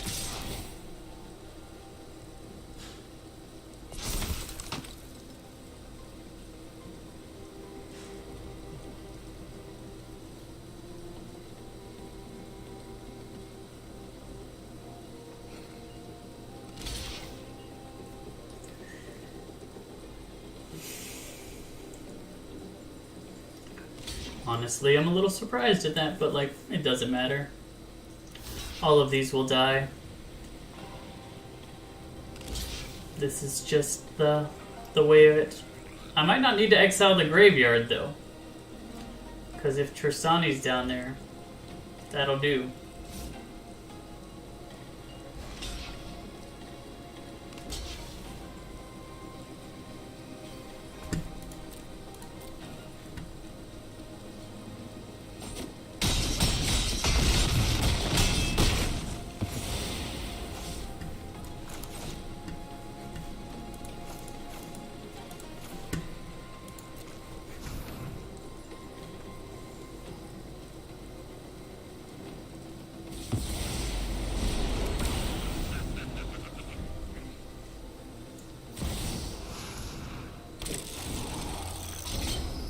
Come on, Elishnorn. Come on, Elishnorn. Come on, Elishnorn.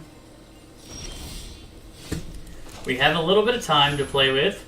That's convenient, because we have 46 life. But, he's definitely in the better position right now. We'll just have to make things work.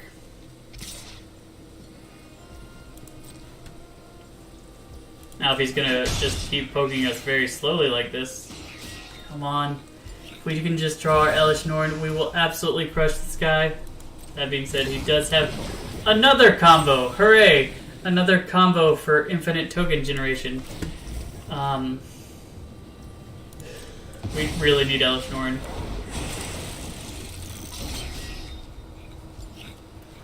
Or a planeswalker that can help us find Elishnorn. Thank the Lord. Goodbye.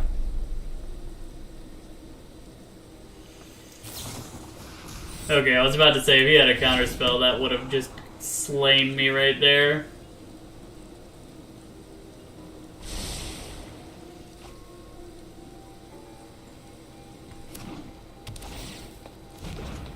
Hey, he makes a zombie who immediately dies.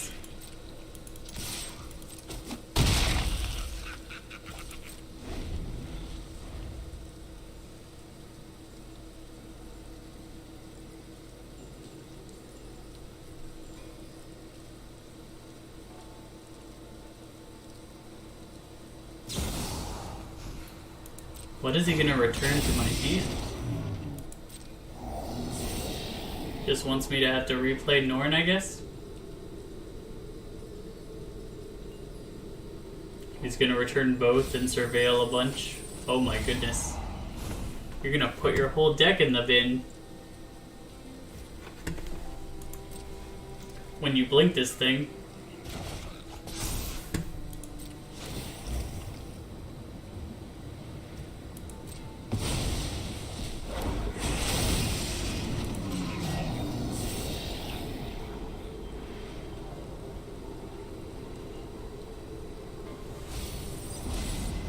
Ah, he's found what he's looking for.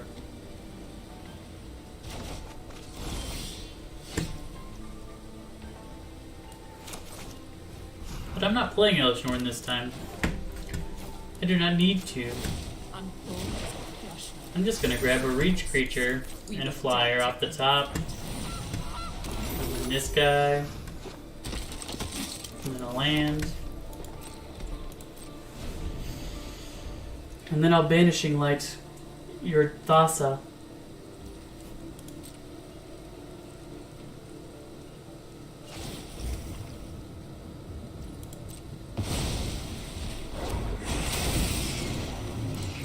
Keep surveilling, friend.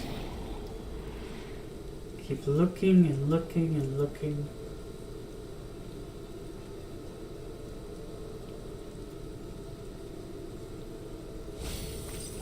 There we go. Beauty.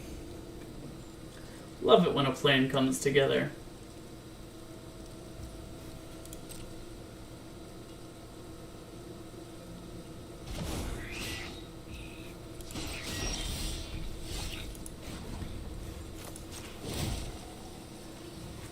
Look at that. We're making a reach creature.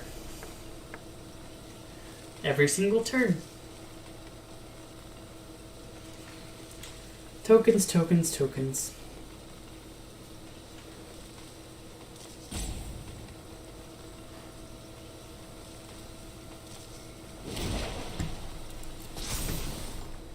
Every day is a minute. Next, we'll play Vanishing Light.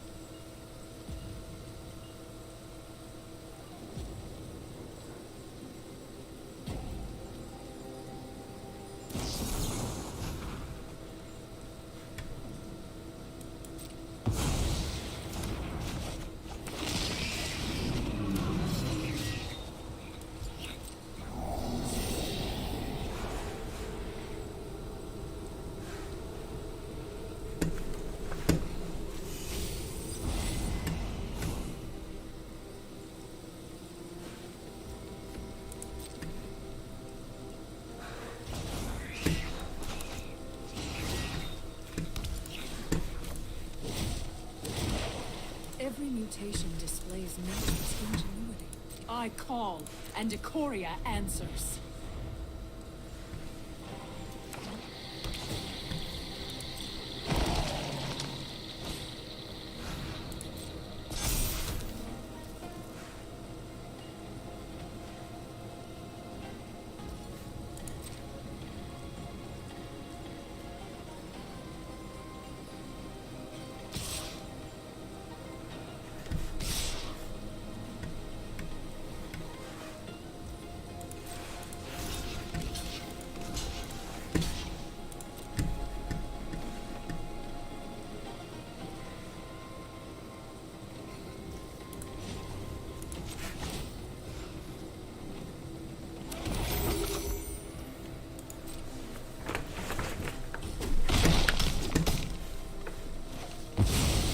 That's it. I'm done. Wait, did these have trample? Why did they... Why did that die? He was hitting me. These two were hitting... I'm so confused. Why did that die? I don't see trample anywhere. We'll just play the Elfnorn.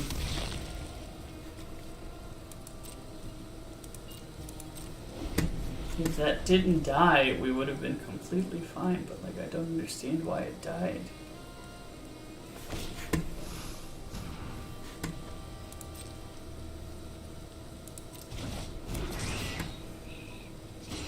Okay, so he doesn't have as good an answer to it as I thought he did.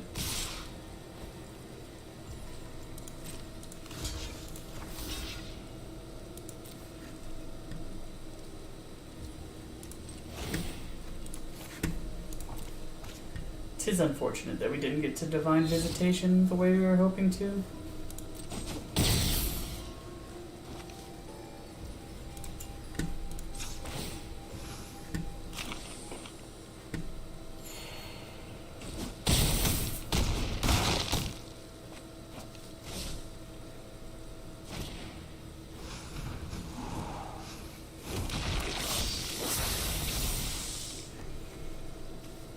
Wait, what?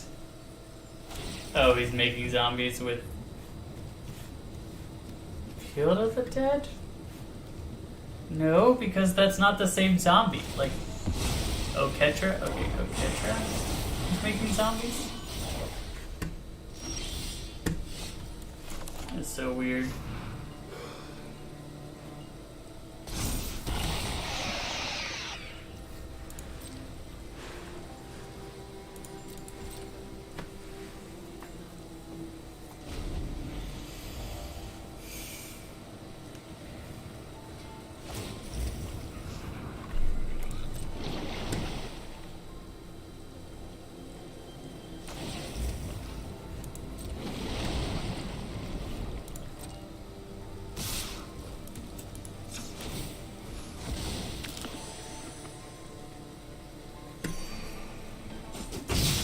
Like, literally, Thassa and Dream Eater by themselves made this game hard.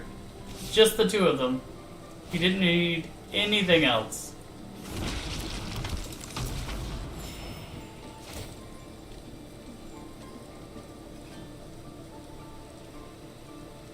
Come on, you know you want to surveil 4 and throw them all into the graveyard?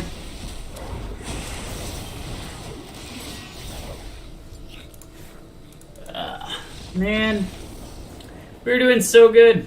We were doing so good. We started 3-0, and then we hit exactly our deck 3 times in a row. Like the same tokens deck that we were playing.